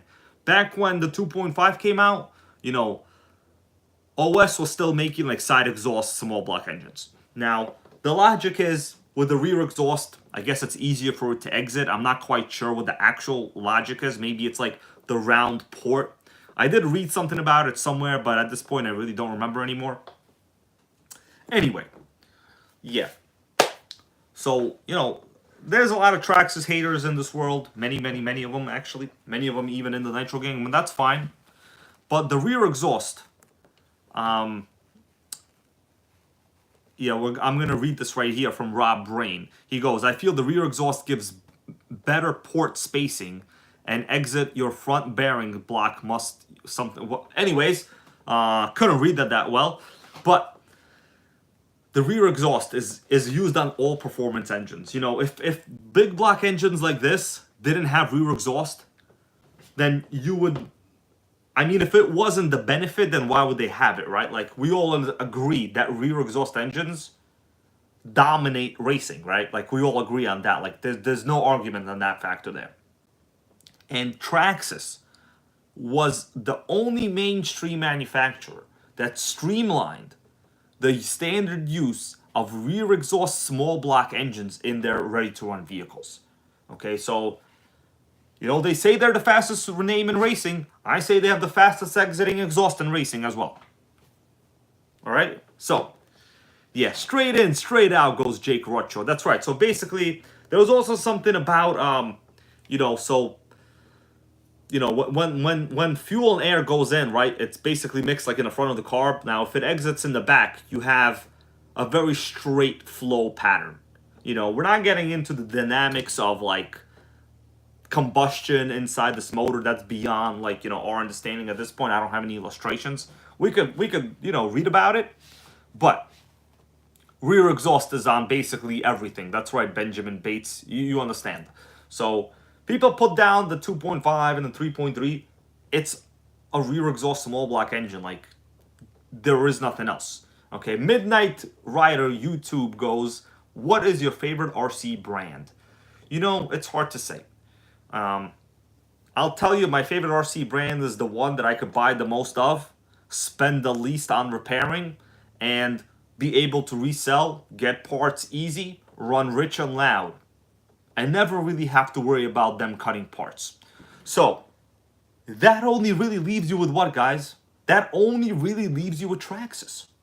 You know what I mean? Like this, if those are your qualifications, you're only left with Traxxas. Von Boy, thank you for liking that answer. Like there is no other answer if you're interested in like those factors that I mentioned. You know, it cannot be HPI. HPI has issues with part support. You know, they're expensive. There's a bunch of other problems. You know, we're not talking about HPI from 15 years ago. My answer could have been different if it was HPI from 15 years ago. But the answer today is going to be Traxxas. Now, some people will say, no, man, my RC8T truggy that I built as a kit, oh, man, that is the best brand. The thing is, you're looking at a model, and the question is, what brand? Okay?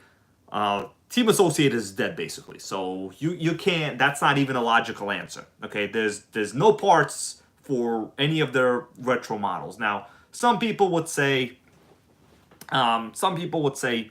well, what about the fact that Traxxas, they're so like all their motors are the same, you know, all their motors are the same, like they got no variety. So what? Like that is also not even a thing. Like honestly, the 3.3 is fine. Now yes, it's expensive to buy brand new. Yes, they fixed the price kind of crazy high for no apparent reason because like Dynamite sells better ones for half the price, right? Okay. Oh, Manuel Maldonado over here goes, Kyosho won't even answer the phone. Manuel Maldonado, best answer of the night right here, bro. Yeah, the thing is, Traxxas, you know, I'm not talking about like after service support and this and that. I'll be honest with you, all new RC brands, they're okay. Like I've even had trouble with Red Cat before, and you know, I emailed them and they basically sent me parts out for free. Like we're talking like a some kind of whatever for a fit scale, doesn't really matter. But Traxxas will actually answer the phone if you call them. Like if you say, hey Traxxas, I'll call you, you know, call me back. Okay, they'll do it, right? Joe Hutchinson goes magazine time. The thing is, I don't think I'm prepared today for magazines. I gotta think about it actually. Yeah. Jake Rocha goes, Hobeo has been solid on parts for me. You know, for me, Hobeo is really not a consideration. It just, I'm not saying they're bad. I'm just saying they're not a consideration. All right. Like for me, I have a giant fleet of, okay, we're not going to get into what it is. You know, there's multiple elements. Like for me, I'll buy some rare RCs, but you got to understand a lot of it is because, whatever. It doesn't really matter. So, oh, Noodles Racing goes, Manuel, forget the phone, go knock on the door. Now that is actually quite funny. That is quite funny. Yeah, Robert Jameson goes, the Hyper SS cage buggy is a beast. All buggies are basically very similar. You're right. I'm not gonna say it's bad. It's very good. The OFNA, the hold on, the Hobeo. Guys, the thing is, Hobeo is basically, it's old school OFNA. So yeah, it's old. If you go on the Facebook page of OFNA, you'll see a post from the owner of OFNA from like 2015 when he says all further inquiries should be made to the Hobeo website. Okay, so he basically sold the OFNA name to Hobeo. Okay, I don't like to say the word Hobeo. I just don't like it. But the thing is, any 8 scale buggy is going to be sickening. They're just going to be, because you know why? The formula is so simple. You get 17mm hubs, big block engine, single speed, metal gears, like good suspension travel. They're all gonna be good. Like they're not gonna be good. You know what I'm saying? Like it's like saying if you cook an egg, the egg is going to cook. It's a circular argument. That is always going to be a true statement. If you cook an egg, the egg will cook. It's, you know. Anyway. Let me close the window a little bit here. So, Pyro Tony goes, where's the wing? Bro, that's what I asked myself earlier. So it looks like the guy killed the wing as well. I don't know. Maybe he had a problem with like cutting parts of the body off, like this. He cut off the freaking front, you know, body post holder over here. Sickening. Look at the exhaust cutout. It's a square. Guys, it's a square for the exhaust cutout. Sickening. Never seen stuff like this in my life. Anyway. Yeah. Von Boy goes, but if you cook an egg on the OSCV15, it will be something special. Well, brother, I cooked it on the OS12 square cooling head. It was great, okay? It was great. I ate that, yeah, in a video one time. So, let's continue. And we'll continue, I guess I'll respond to some people's questions here. Yeah. I'm not sure what you guys are talking about in the chat right now. Something about spin start. I think that's Hobeo related. I don't know. It doesn't matter. Anyways, we got a freaking table full of nitro parts right now. Sickening. Sickening. Yeah. Let's see. We got over 100 people in the chat now. What should we do? Guys, what should we do? Now, let me put I'm going to a little bit just close this Axial engine up actually because it's very nice. Now, Dion goes, hey Hybrid, I need a NitroGang hat. So the thing is, I don't even have my own NitroGang hat. I tried to make one, you know, with like the spring. They make all the merchandise for me, right? Like I basically designed it. And they keep like canceling it all the time. Like all the time they keep canceling it. Like freaking, what's up Mark Brennan, brother? How you doing? We're just talking about the OFNA Buggy I got right here.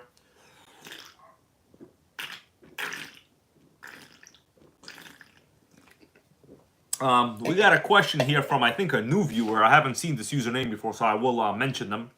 From Savin, hold on, Savin Tout 14. I think I got that right. Savin Tout 14 goes, oil alone maintains nitro engine with a question mark. So the question is, I'll repeat it. The question is, does oil alone maintain a nitro engine? The correct answer is no. No, of course not. You need to also make sure your air filter is not dead. You know, gotta oil the air filter and make sure it's clean. But that is during the running process.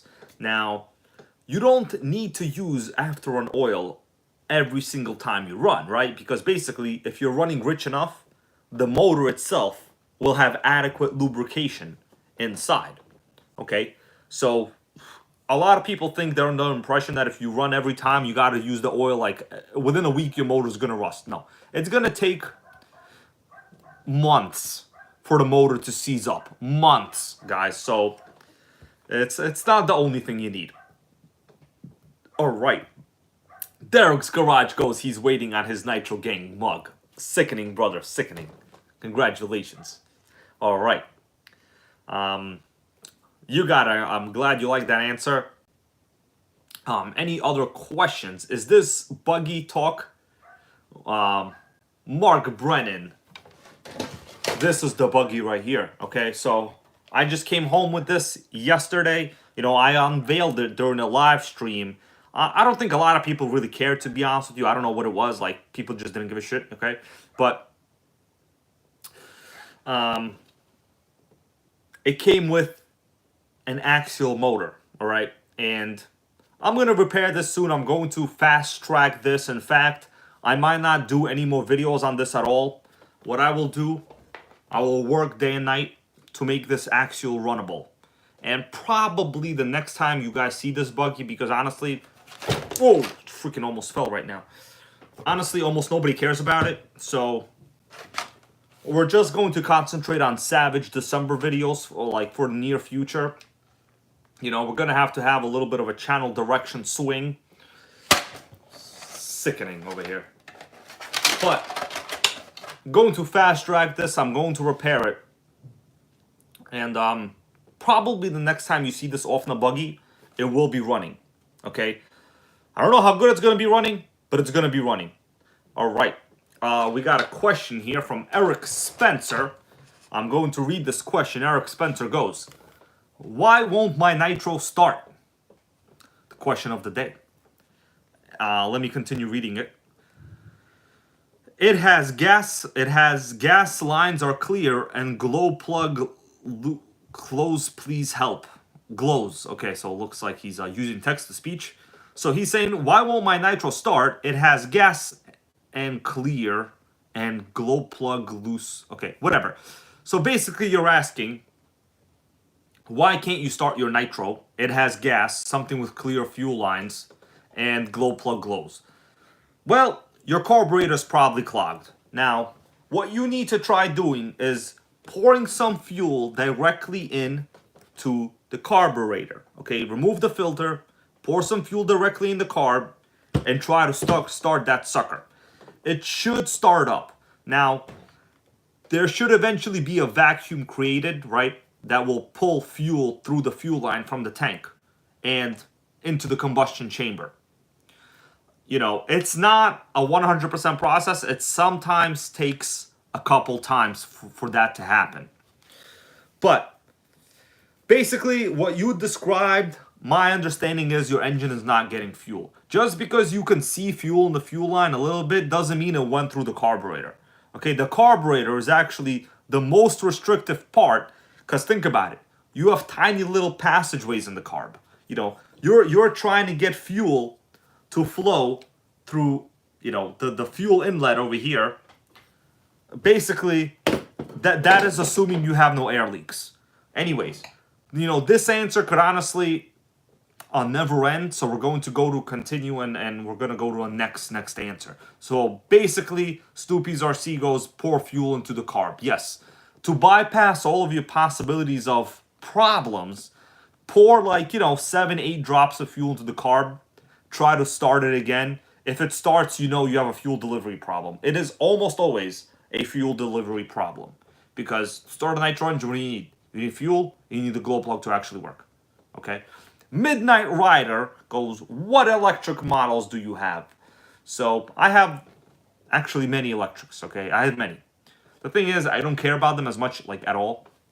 I have a 1997 HPI RS4 MT. Super collectible, the first ever HPI MT electric, okay? Got it used. I have a Traxxas E-Max with a 2-speed, baby. Okay, I have a 1/8 scale electric buggy. I use it to do like video recording. I have some kind of electric drift car and some other crap, whatever. Anyways, I never said you're not allowed to have electrics. That's your choice, bro. That's your choice. The question is, how many of them and why do you need them is the question, all right? James Simmeroth goes, all variety of nitro is nice. Yeah, brother, I totally agree. You know, there's nothing like a nice little nitro variety. You know what I'm saying? Let's continue. Foghorn Leghorn is here. He goes, hey, Nitro Gang. Hey, man. Hey. All right. Anyway, yes, freedom of choice with the electric and the nitros. That's nothing wrong with that, bro. Nothing wrong with that. Okay. Yeah. Oh, Pyro Tony goes, he has no electrics, all nitros here. Well, that's why you're on this stream, right, bro? That is why you're on this stream. I totally understand. All right, guys. We might do, let me look around. A couple minute, let me clean this up a little bit, actually. We might take a look at the T-Maxx. So you guys want to take a look at the T-Maxx that I was referring to in this video? I'm going to assemble all of the stuff back, actually. And we can take a look at the T-Maxx. Oh, gotta make sure I don't lose any of my OS parts. Tip of the night. Snoopy's RC. All right.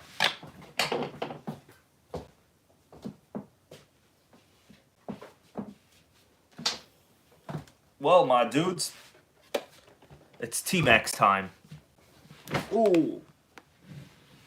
Sean Q goes, you ever come across a Savage Octane? Not in real life. And I've come across a lot of RCs. And I have never come across a Savage Octane. Tarakuri over here, channel member, goes, he has a Savage Octane. Now that is truly a savage statement, brother. Now, you know, I'll be honest with you, I've looked for Savage Octane for a long time, but their asking prices are quite astronomical. And other than collectability value, compared to the Axial, they are significantly worse. Okay, so basically it's still a 3-speed, but the thing is, the way the 3-speed works is the same as the Savage XL with the Nitro. The problem is gas motors have much lower RPM than Nitro motors. So actually, if you look up any reviews, they're slower, but it is still sickening because the torque on the Octane is incredible. Tarakuri goes here. It is so sickening. Bro, you are right. Now, if I ever get the chance to get one for like a decent price, you know, no matter what, I will get it. I'm telling you right now, I will get it. But the thing is, you know, they're not cheap. They're not cheap. On the used market, the Savage Octane, which is a 15cc gas engine on the XL chassis, they go for at least 600, at least. And chances are it probably will not be in good condition. So when they were new, they were expensive, right? So I think they were like, do you guys know how much it was brand new? I think about 800 bucks or something. They were very expensive. So compared to the Nitro model, they were much more money. So, you know, it goes without saying nobody ever bought them. But Tarakuri goes, he loves it. Yeah, man, it's a torque beast. On Nitro motors, torque cannot compare to a gas engine. It just cannot compare. It's like apples and freaking pizza. Okay, it's not even apples and oranges. It's apples and pizza. All right. Okay, what's up, RC Voodoo brother? How you doing? I am glad you're here. Okay. Oh man, Tarakuri goes, he bought himself. He bought it from Mercari brand new last year. Man, that's sick. I've gotten 2 things on Mercari. One of them was trash. The other one was next to trash. I'm just kidding. Only one of them was trash. All right. Yeah. The Savage Octane is a beast. Now, a lot of people ask me, you know, will they bring it back? I have no idea. Probably not. Probably not, because they never sold well new. They were just too much money, and people did buy the XL 5.9 model. You know, I have it. It's sickening. Let's continue. Apples and pizza. Okay, apples and pizza, guys. So, T-Maxx 3.3. Now, you guys were with me on the last stream when we repaired this, right? When I took 2 engines and made one. Okay, this is somebody tried to destroy this one. Tara Curry goes, I guess I was lucky because it was brand new, and yes, you have to be careful breaking it in. Yes. So before we continue, let me just say, you know, I know about the Savage Octane. Now, of course, probably not as much as an actual owner would, you know, but a lot of this is from like the reviews I myself have read and conversations I've had with people, and it's fine. One of the biggest problems on the Savage Octane, and this also goes for, there were models, I think, of the LST, the low C LST. LST, XXL, something 2, they had a gas model. The connecting rods break all the time. So apparently people don't break them incorrectly and the connecting rods break. Don't know if it's an actual fault or user error, but connecting rods break. So, Savage, T-Maxx, guys, with Arma wheels. Now, did you guys see the live stream? I've actually removed it now because of you know, certain issues I had. I will reload and edit it and put it back up. But I ran this. The 2-speed was insane. You know, the 2-speed was insane. It shifted every single time. Okay, it was the best 2-speed that you could ask for. Let's see. Yeah, some people were there, remember, on the stream, but like right now you're not gonna be able to see it because I basically made the video private.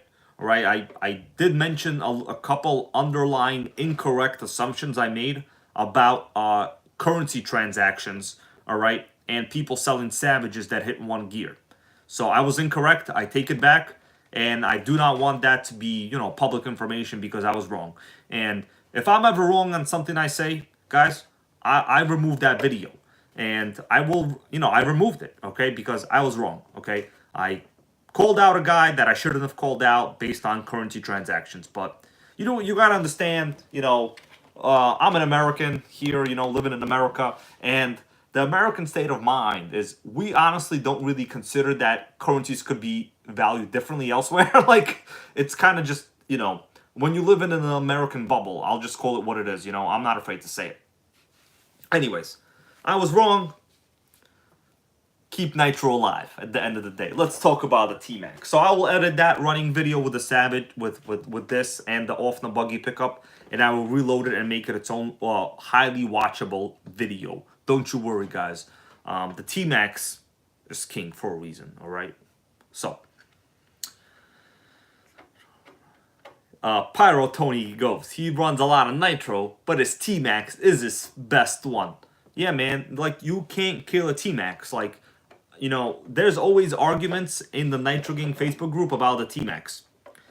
And, like, there's nothing to argue about. It's good. It's good. Like, it's good. The 2-speed works. It starts fine. It's not that expensive. You can get tons of parts for them. Like, what are you expecting from your T-Maxx? Like, maybe some people expect the T-Maxx to, like, be, you know, to, like, cook cakes. You know, if you want your T-Maxx to also bake you a cake, it might not be the ideal chef for you, okay? Like, if you're looking for, you know, lunch, the T-Maxx will not make you lunch, but it will hit the 2-speed, and it will run rich and loud.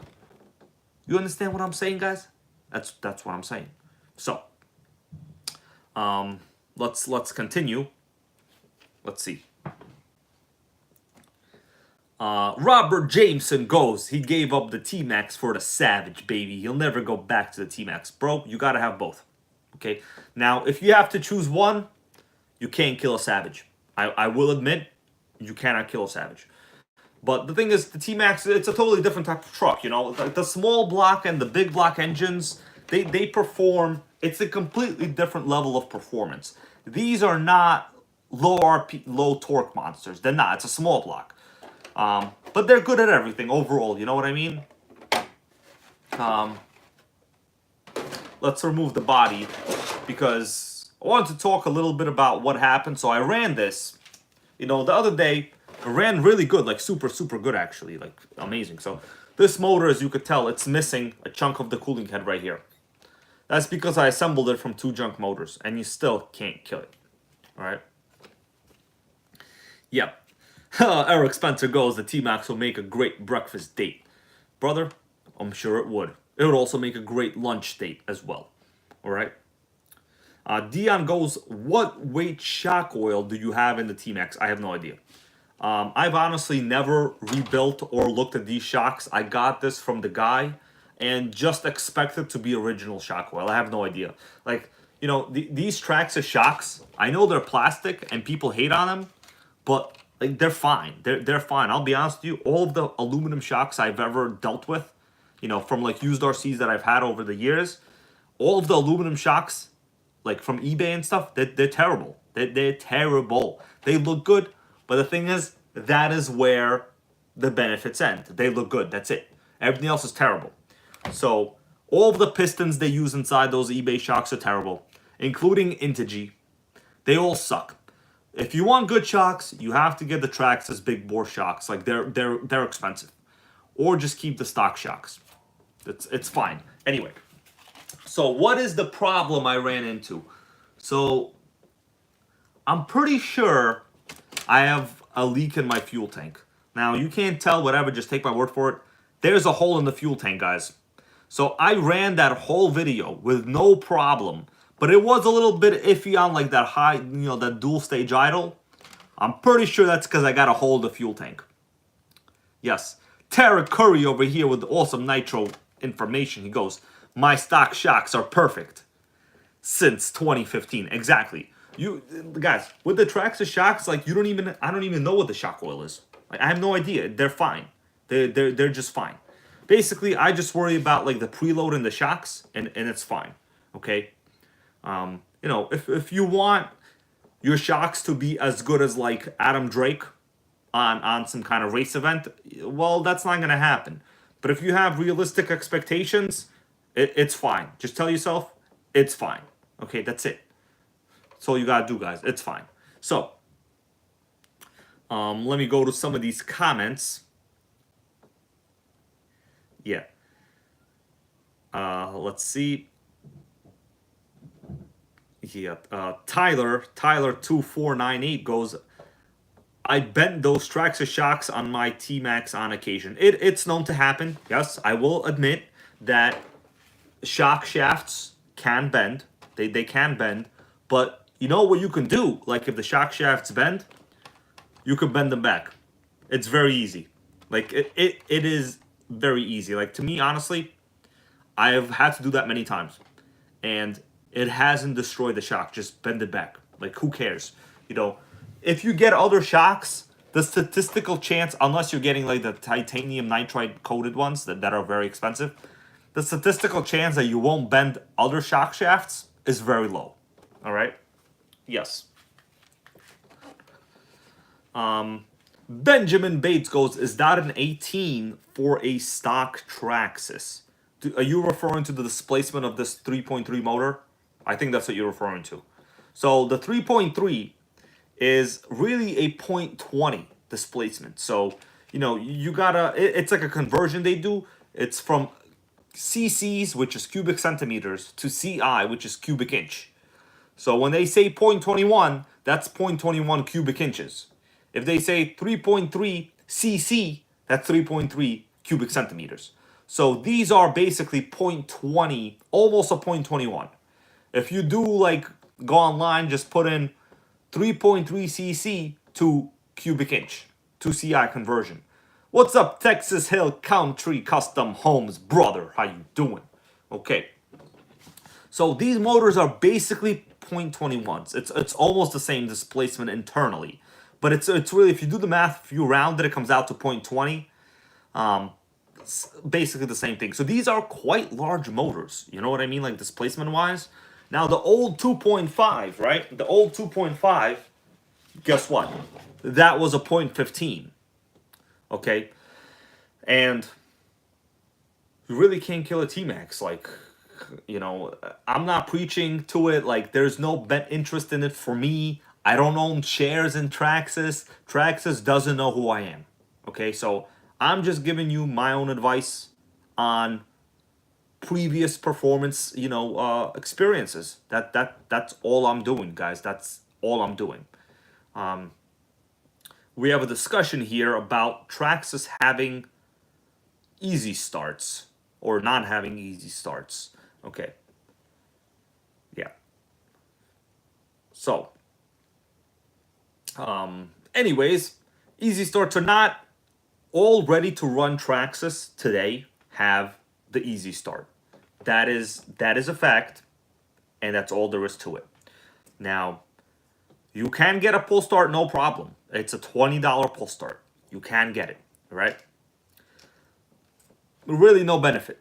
These easy start systems are good. The only negative is, you know, you have like tons of wires going on over here. But whatever. It doesn't really mean much. Yeah. So the discussion of whether, you know, Traxxas is good or bad could go on indefinitely. It really is irrelevant. There's no such thing as good or bad. Like, you would have to come up with a competitor. So if you want to have, people want to have the conversation, I'm not talking to anyone here directly, okay? I want you guys to know I'm not calling nobody out. The thing is, in my own video comments, like from other people, you know, you'd be surprised how many times people hate on the Traxxas brand. The thing is, I'm not saying Traxxas is God. I'm not saying Traxxas is, you know, doing the best job in the world. They sell nitros. I buy nitros. That's all there is to it, guys. That's all there is to it. So, Milton Berry's in the house. He goes, NWO Nitro Gang. That's right. Yeah. Foghorn goes, love Traxxas, they sell nitros. Exactly. Like, that's as far as my argument goes. That is it. It ends there. Okay? We're not debating. These are not the year. This is not like the year 2002 anymore. Okay? Today, if you're in the Nitro Gang and you ask yourself, is Traxxas good? If your answer is no, you must not be in the Nitro Gang, because you must not be a supporter of nitros. You know, today, when brands discontinue nitros, they're basically telling you to suck it. Okay? That is the reality. Okay? Sean Q goes, Savage would be a good competitor with T-Maxx if it was the same price. You know what? I agree at this point now too. Yes. I really don't see the Savage and the T-Maxx as competitors, like, at all. They're built using completely different, you know, I guess you would say,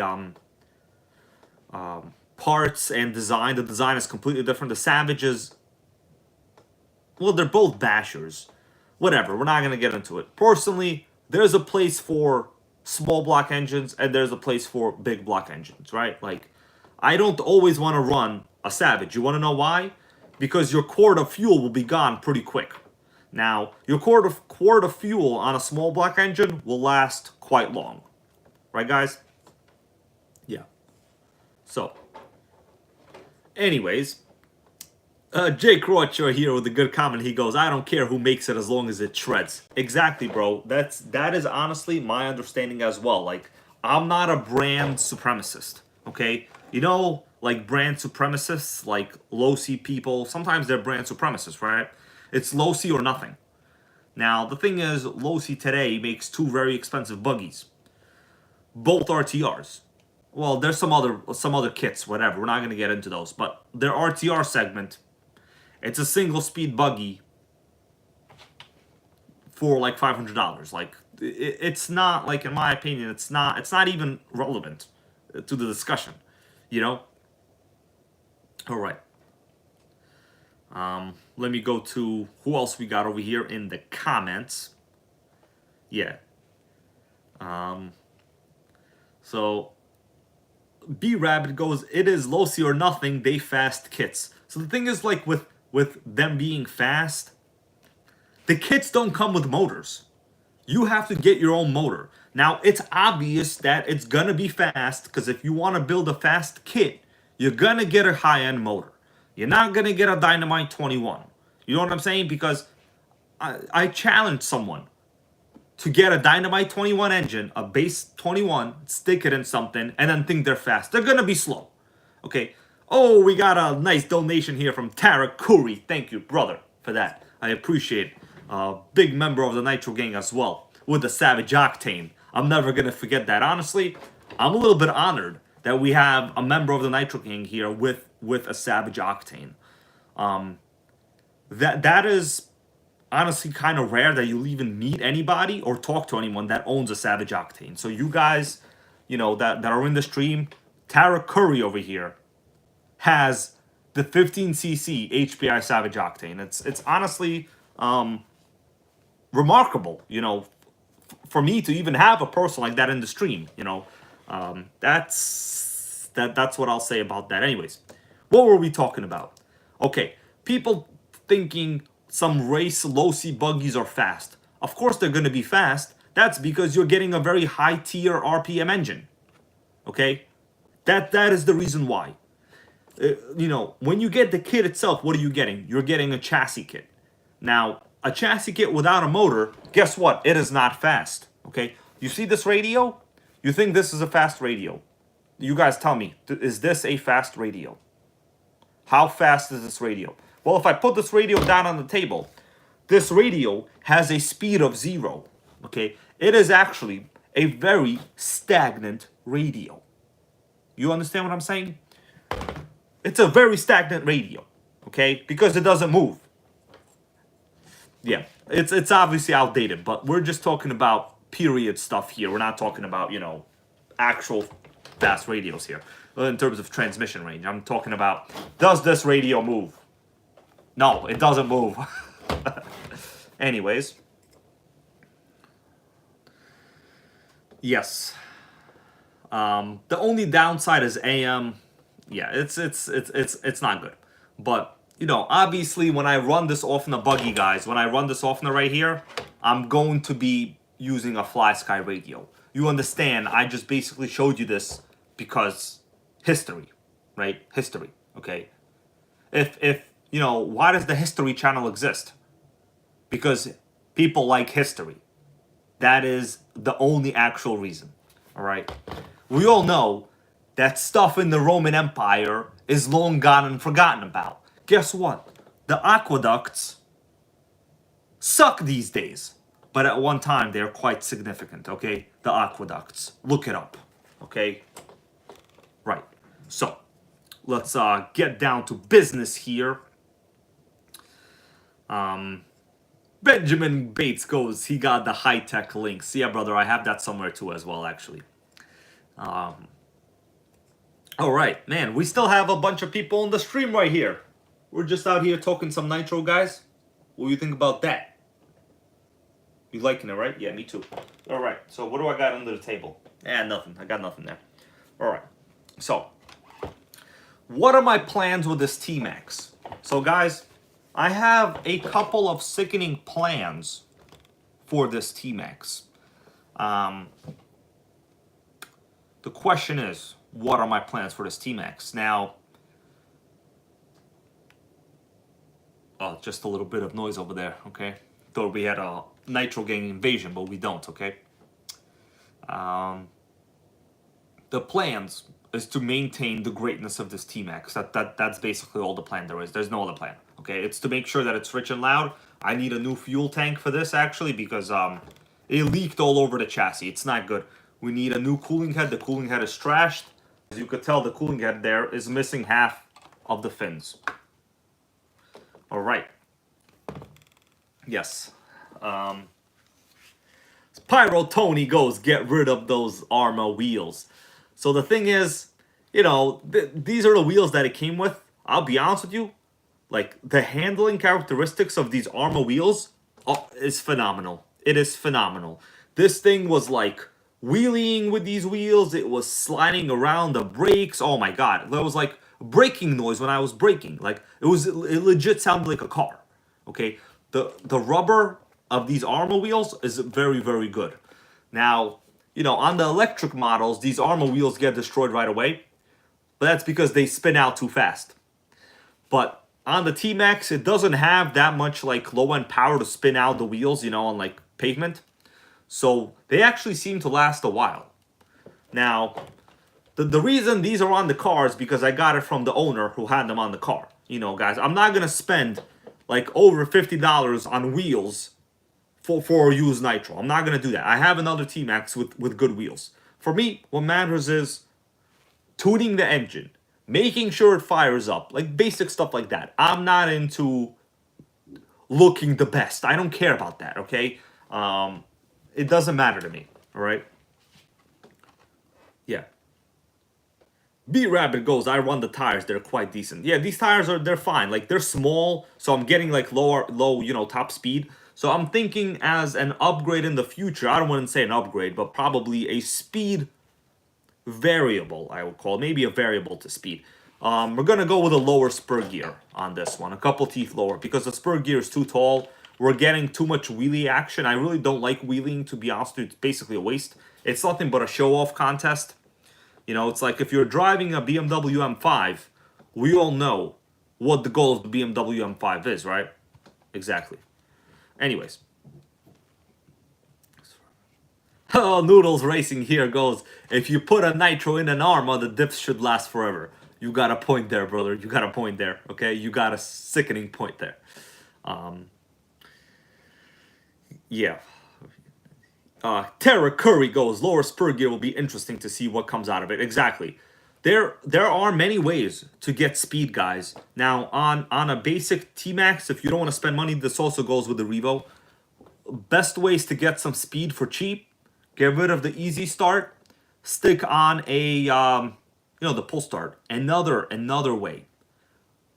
Gearing. Don't mess with the clutch belt. Clutch belt is expensive. Guess what's cheap? The spur gear is cheap. You could get a spur gear for like $3 or $4. Get a smaller spur gear. You're going to get a final higher drive ratio. Now, another thing I'm going to unveil. This might be very, very interesting. I don't know if you guys are ready. If you're ready, I hope you're sitting down. So, you see the stinger? The exhaust stinger right here? It's actually a giant restrictive stinger over here. So if you look at it closer, I'm going to show you right here, guys. Look at the T-Maxx pipe. It's actually fairly wide circumference. Now, for you Traxxas fans out there, get ready for this. Tara Curry, listen to this, brother. I'm going to drill it out. So I've actually seen this done. I think I forgot what channel did it, whatever, someone did it. We're going to drill out the exhaust stinger. So it's actually a very wide circumference on the outside and a narrow outlet. So all we're going to do, we're going to drill it out. And we're going to make this the Sport T-Maxx. Okay, the goal is going to be to spend the least amount of money and get the most amount of speed. Sounds good to me. What do you think about that? Okay, so actually, this is a very useful modification. Some other Traxxas pipes, they do have larger opening stingers. Okay, I've seen them, so it is a thing. But for some reason, the T-Maxx models, they have a very narrow stinger on the pipe. It's just not very good. All right, Tara Curry, I think you like that idea, right? Yeah.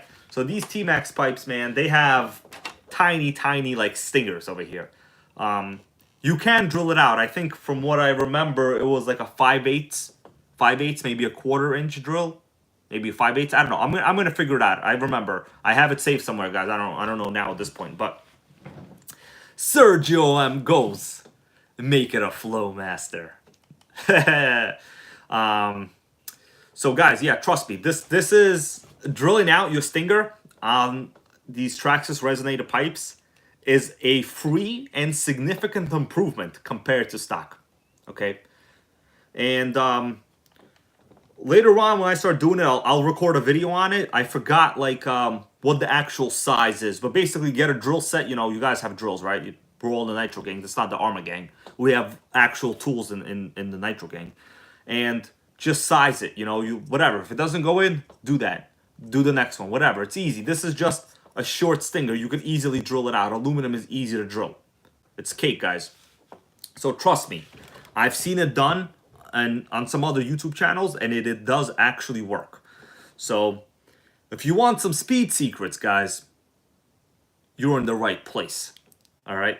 Now, you got it, Tara Curry. He says he's going to do it. Okay. And Pyro Tony as well. He says he's going to do it. So the reason I haven't done it yet is basically because I've just been trying to make sure that this thing runs first, right? We want to have a little bit of a base measurement. So I'm probably going to speed test it, you know, like with objective data. You know, I'm not going to say this hit 50 miles an hour just because I said it. No, it will never do that. But if we can get maybe 2 to 3 miles an hour more by just drilling this pipe out, it's a significant advantage. The thing is, yes, Sean Q, I will be recording the whole drill process. You know, I'm going to make a quite good video. So this is going to be something that affects everybody that has a T-Maxx, because like these are good dual chamber resonator pipes, but like why do they put such tiny stinger on it? Okay, and also another good speed upgrade, as I said before, Tara Curry already here remembers, smaller spur gear. Okay, smaller spur gear. These are going to be the cheapest speed upgrades you could do. Okay, thing is, for me, I don't really care much about like the wheelie stuff. Like I don't care about it. For me, I mostly do speed runs. And if you can get an extra 5 miles per hour on the top end, you know, for basically free, I would say that's a significant advantage. Okay, trust me, guys, 5 miles per hour could take you very far. Okay, you understand what I'm saying? Like, very far. These, like, they claim 45, but I'll be honest with you, you'll only get 45 if you're running kind of lean. With, like, the stock wheels. You're probably going to be getting about 42, like, at best on an average tune, like, with a good speed run, 42 maybe, you know. And these are like realistic results I'm giving you. You know, some people will tell you, yeah, man, I have something that does 70. You know, no, it's not gonna do that.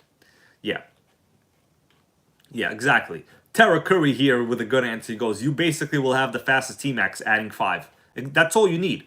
Sometimes all you need is 5 miles an hour. Okay, that's all you need. You know, 5 is actually a big difference. Now, maybe it'll be more than that. I don't know. But, you know, smaller spur gear, they'll probably give you... So you have options with gearing, right? You could either get a bigger clutch belt or a smaller spur gear. Now, the clutch belt, it's a little bit of a annoying thing because, like, you know, they cost more money, right? Spur gears are a little disposable because you could strip it. So even if you buy a spur gear and you strip one, consider the one you removed as like a backup, right? The pinion gears... They're not really backups for anything. My understanding is you would need probably 4 teeth less on the spur gear. 4 teeth less. would be maybe about the equivalent of 1 tooth more on the pinion. You know, so you're talking about you have, it's not proportional exactly, right? Anyways, we will understand. All right, so a couple more minutes, guys, and I will be calling it a day. I'm actually very hungry, actually, guys. I'm very hungry, so might have to go get some Taco Bell. I don't know what we're gonna get today yet, but guys, I do know that you can't kill a nitro. I think we all learned that today, right? Did you guys learn that? I learned it. So the next time we see this OFNA buggy, probably it will be running. It will probably be running. I'm going to fast track it. Thank you, Sean Q, for enjoying the stream. For everyone that supported this channel, I appreciate it. Of course, as always, you know, I did say earlier I might start doing much fewer streams. I don't know. I'll have to think about it. Fact is, like, these streams actually lose subscribers. Probably after this stream is over and I'll get like the statistics tomorrow, probably gonna lose 2 subscribers. That's just basically what's gonna. What's up, Earl Moorhead? He goes, Taco Bell Nacho Bell Grande. Oh man, the Nachos Bell Grande are a little too expensive. I'm probably gonna get the $2 beefy burrito. Okay. Yes. So OFNA buggy. You know, never been an OFNA fan just because they basically make buggies. Like, I like OFNA, okay, but like I wish they made other RCs other than buggies. Like, to me, they're cool. You know, I've owned buggies in the past.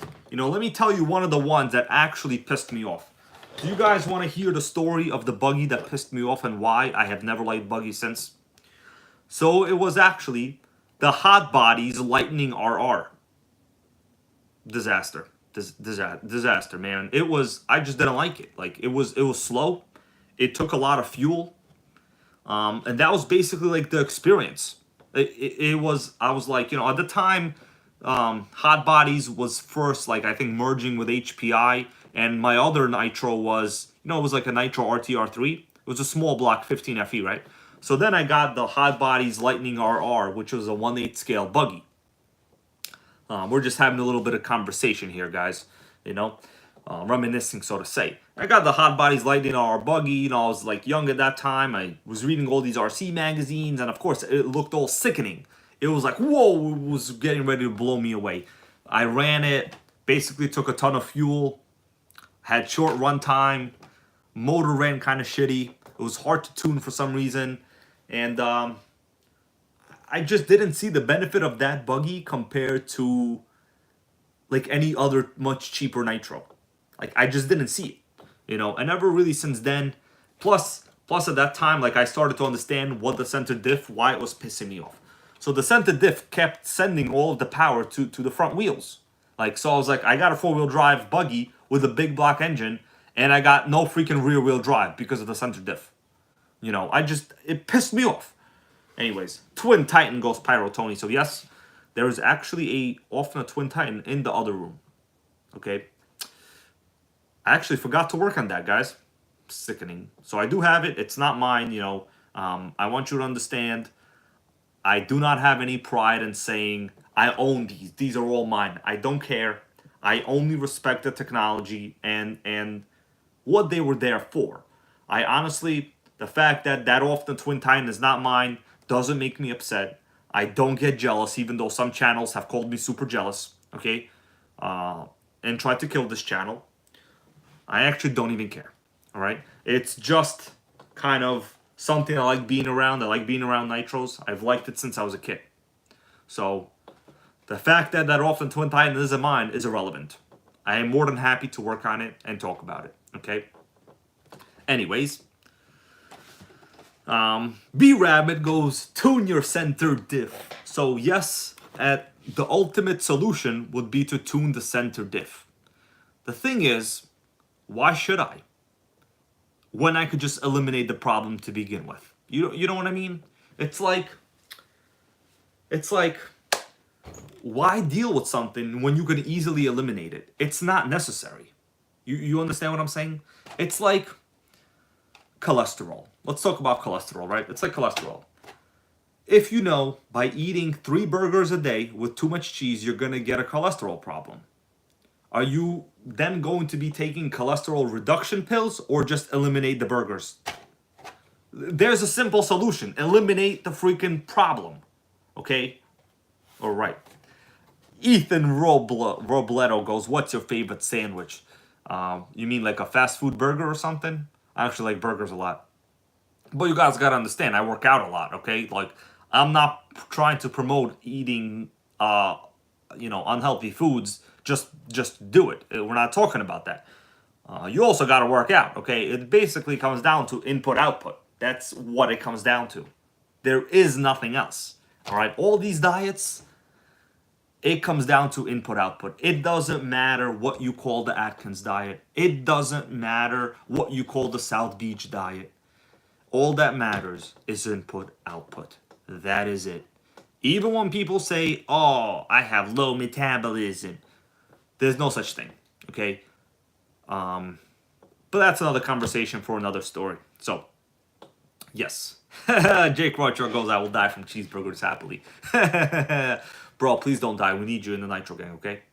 Yeah, that's right. Yeah. Okay. Tara Curry here agrees. It's input output. That is all there is to it. You know, some people say, oh, whatever. Actually, you can basically measure output. And I'll be honest with you, metabolism is basically the same in all people. You want to know how I know?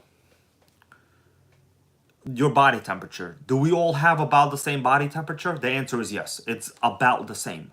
Therefore, you know, if you knew the proper scientific calculations, you could look all this up. You can calculate the amount of energy, you know, your resting body caloric consumption. You can calculate how much energy it takes to maintain a certain level of, let's say, activity or body temperature.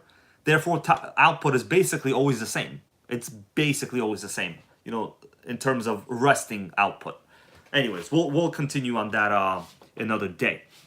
You know, it's a pretty in-depth conversation there. Anyways, let's see. Yes, Tara Curry right here. I'm going to read this. He goes, all these diets are crap. You'll put the weight back on after you get... Yes. Because the thing is, those diets, they don't really tell you reality. The reality is input-output. Now, unless you could maintain that consistent level of consumption of, like, let's say, calories indefinitely, then no diet will do anything. It will not. Because you can maintain a lower level of calories, but if you don't, you know, maintain it forever, your body will adapt. The body is good at adapting. Now, why is it good at adapting? That's basically its only job in terms of evolution. That is the only job. Okay. Anyway, let's continue. Yeah.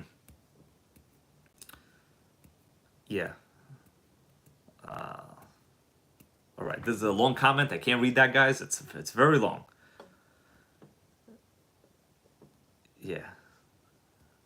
Anyways, let's see. Texas Hill Country Custom Home goes, whey protein shakes are great. Yes. All you need, I'll tell you right now, all you need is 1 protein shake a day. I only drink 1 protein shake a day right after working out. You know, right away. That's what Arnold Schwarzenegger did. He said that in his damn movie in the 70s. It's basically 25 grams. That's all it is. It's very little. Some people think you take 1 protein drink and you're going to be freaking Lou Ferrigno. You're going to be Hulk Hogan tomorrow. No, that's nothing. It's 25 grams, guys. It's shit. It's garbage. It's shit. It's nothing. But it is something. In reality, a double cheeseburger from McDonald's has 33 grams of protein, I think. It's more than a single protein shake. So the reality is, it's trash, okay? Benjamin Bates goes, hybrid, how much can you bench? So in my younger years, the most I ever did, let's take a guess. You see, the amount that a person benches, you know, I used to do a lot. Now it's substantially less, right? Because NitroGang, you know, live streams take up a lot of time. The question is, how much do you guys think I can bench, right? And I'll tell you, it actually is kind of a meaningless number. 12 nitros goes RC later. So in one video, I benched 2 Bajas and 135 together. So 2 Bajas and 135 I did. That's not that much. It's trash.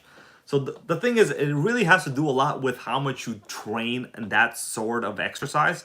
And it has to do with body weight. A lot of it has to do with body weight. That's why if you watch a lot of the, weightlifters, they're already 300 something pounds to begin with. If you're watching like strongman competitions, they're in the 300 plus pound range. They're not having 175 pound dudes like me lift those stones. You understand what I'm saying? So it really is about proportion. Even if you're watching like, record bench pressing competitions, those guys are 300 something pounds. You understand? Like it's not a fair comparison. All right. So let's continue. Oh, okay. So people asking me what's the Facebook for the Nitro Gang. I'm going to post it right here, right now. So guys, I'm going to while you guys are all still here, we'll discuss a little something actually. Let me post the link to the Facebook group right now. Hold on, guys. So it looks like we're having some trolls trying to infiltrate the gang. So I actually haven't accepted a lot of people. So while you're here, I will try to accept some of you guys. But it looks like basically I've been filtering it based on people that want to destroy my channel. And it is actually a substantial amount of people. Surprisingly enough, I guess they get upset when we talk about Nitro. All right. So let me put the link right here for you guys. Benjamin Martinez, brother, he goes, you need to make a group on Instagram. Yeah, man, like it's hard to do all this social media stuff, man. It is tough, it's only me, guys. Like, this is not my job, My job is to make Nitro great again and buy more Nitros, which I've been doing. So, guys, I just put a link to the Facebook group here. So feel free to post, stuff for here. I know some people had some awesome conversations about a certain gas RC. So I'm going to post it here. But I did notice there are a couple of people trying to infiltrate the Nitro Gang. And maybe right now, do you guys want to see who it is and should we accept them? I will listen to what you guys tell me to do now. One of them has a group that is basically the king of trying to kill this channel. So, not going to accept them. Oh, Benjamin Martinez goes on Wednesday his Nitro Slash arrives. Man, I cannot wait. I am happy you bought the Traxxas Nitro Slash, bro. Guys, for everyone that wants a good Nitro, there's a link to the Traxxas Nitro Slash in this video. I don't know why people aren't buying them. They're $350. They'll hit 50 miles an hour. I've had them on my channel. They're sickening. Get the Traxxas Nitro Slash. It is the best deal in Nitro today. There's a link in this channel, in this video. Go freaking get it. Lamprey Milt goes, do you still have your link? And of course, bro, I will never sell it. Actually, the other day I was filming a video, right? And this guy in like a van drove up to me and tried to buy my Lincoln for junk. I go to him, bro, my Lincoln's not junk. It had THX audio. It's got rear heated seats. It has front heated seats. He offered me an extra $100 for it. Pissed me off, that guy. Lincoln junk. Give me a break. Guy wouldn't know a good car from a foot away. That guy. Anyways. Lincoln LSV8, by the way, for those of you who don't know. I have an OS. Oh, shit. I got the names of engines in my head right now. I have a 2004 Lincoln LSV8. Okay, sickening. Sickening. You know what? Maybe I will show you guys a picture of it, and then we will look at the picture at the hold on. Do I have a picture of it? Yes, I must have a picture of it because I love my Lincoln. Of course, I have a picture of it. Let's see, where the hell is the picture? Sickening. Can't find it right now. Hold on. Gotta find it, guys. Hold on a second. Yes, Bob's RC. I know it's not worth anything. I think we've all agreed that it's not worth anything, but it's worth a lot to me, actually. So the thing is, mine is The Ultimate Edition, pristine, no body damage. It is the last of its kind in America, I think. And I love it. And I'll never sell it. And honestly, my Lincoln videos are super popular. I am one of like the popular members in the Lincoln LS enthusiast group on Facebook. Okay, because I still have one of the only ones that run. Okay, you understand? It goes beyond it being an actual good car. I know it's not a good car. Okay, but they were cool for what they were. And I've had multiple videos with them, with myself in the car. Okay, I don't know where the hell the picture is right now. But let's continue. So whatever, you guys understand Lincoln LS for life. You can't kill it. There you go. V8, 280 horsepower. See, the thing is, I don't get upset when people tell me it's worthless. I know that. Like that's the whole thing. Like I know that. I never said that it is awesome or worth a lot. It's just rare because it's not dead. You know, but actually it is a pretty remarkable car. It was the first Ford product with the THX certified audio system with 2 subs in the back. You know, with nav, with Bluetooth, with all that HIDs, front cooled air conditioned seats. Who had that in 2004? Nobody. Sean Q, yes, it's a 3.9 V8. So the Jag model had the 4.0 V8, but it's actually, this one is a 3.9. So Lincoln actually got the math right. It's a 3.9. So let's go to the Facebook group here. I'm going to check some people here and we'll accept. Yes, it's a 3.9. Oh, we got some new members right now. So I will look over the groups and let me show you guys what I've been doing, okay, to accept some people. Now, there are some people here that maybe I will accept, but one of them I 100%. No, actually 9,000,000% will not accept. And I'll, you know, there's a reason why. There's a reason why, actually. So it goes back years ago. But basically, they're trying to infiltrate the group, guys. It ain't going to happen. I want you to understand. I am not the only gatekeeper, okay? In fact, I don't consider myself the gatekeeper. I am just the admin, okay? What do you think about that? So let's go to the group. I'm going to show you right here, guys, what we have right now legit in the account. But for now, let me just go to home. So we are at over 2,000 members, guys. We have some requests here, right? Oh, that's me. 13 and 6 new. So let's just check out what we have in the stream here. Oh, right here, we just got a post. Enjoy the stream. Let's see what Axial, its initial market boost. Oh, there we go. Oh, what is the horsepower in that? 8-port. Yeah, brand new, same, shares the same 8-port. So, man, I'd like for you to tell me what this is. What is that? I can't zoom in on this. How much horsepower is that? All right, let's continue. We got a Fortec over here. Someone's making a Fortec great again. We got, what is this? Very expensive RC. Looks like anytime you see some kind of, you know, words on the cooling head, it's money. All right. Jado 3.3 has plastic transmission gears for 65 mph. Does anyone know if they're going to hold up? Yes. Yes, they're going to hold up. The Jado will hold up. It's no problem. All right. We got, oh, a Savage Octane from, of course, a viewer right now, Tara Curry. He said he's going to post a Savage Octane. Man, that is sickening. We're going to give it a big fat like right over here. Let's take a closer look at the Octane, guys, because this is a nitro, a gas car that, like, very few people even know about. So as you could tell, it's the Savage XL chassis with the fuel tank in the front. We have, you know, the regular 2-stroke exhaust, 15cc 2-stroke gas engine. Look how sickening it looks over here. Truly sickening, right? Yeah. So these are highly collectible, and a member of the Nitro Gang, guys, Tara Curry has it. We should honestly be honored that a person has this here. Okay, this is the outside. So it's the same as the XL chassis, except it has a giant cooling head in the back. HPI said, we don't need no bed in the truck. We're going to make it an entire cooling head. Sickening, bro. Sickening. I love it.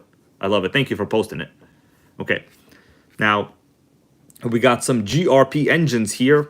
Looks like people trying to sell it. Serio, I think, over there. Yeah. Whatever, we're not gonna get... Oh, this is me right here. Sickening. Oh, it's my own post. I got excited already. Oh, yeah. We got Nitro rules right here. All right. Let's, oh, someone, Hunter Dobbs over here, got himself a Stampede. Okay, let me refresh this page, guys, and we will look at the requests in the group right now. So we got 8 requests. Let's go over. So basically what I do is I look at the people, I look at the groups that they're in. Okay, so we got some pretty normal groups. I don't see anything out of the ordinary. Scale collectors, blah, blah, you know, it's pretty cool. DC, Toy Mafia regime for life. All right, well, I guess we'll accept it. Yeah, we'll accept them. Congratulations. Now, next,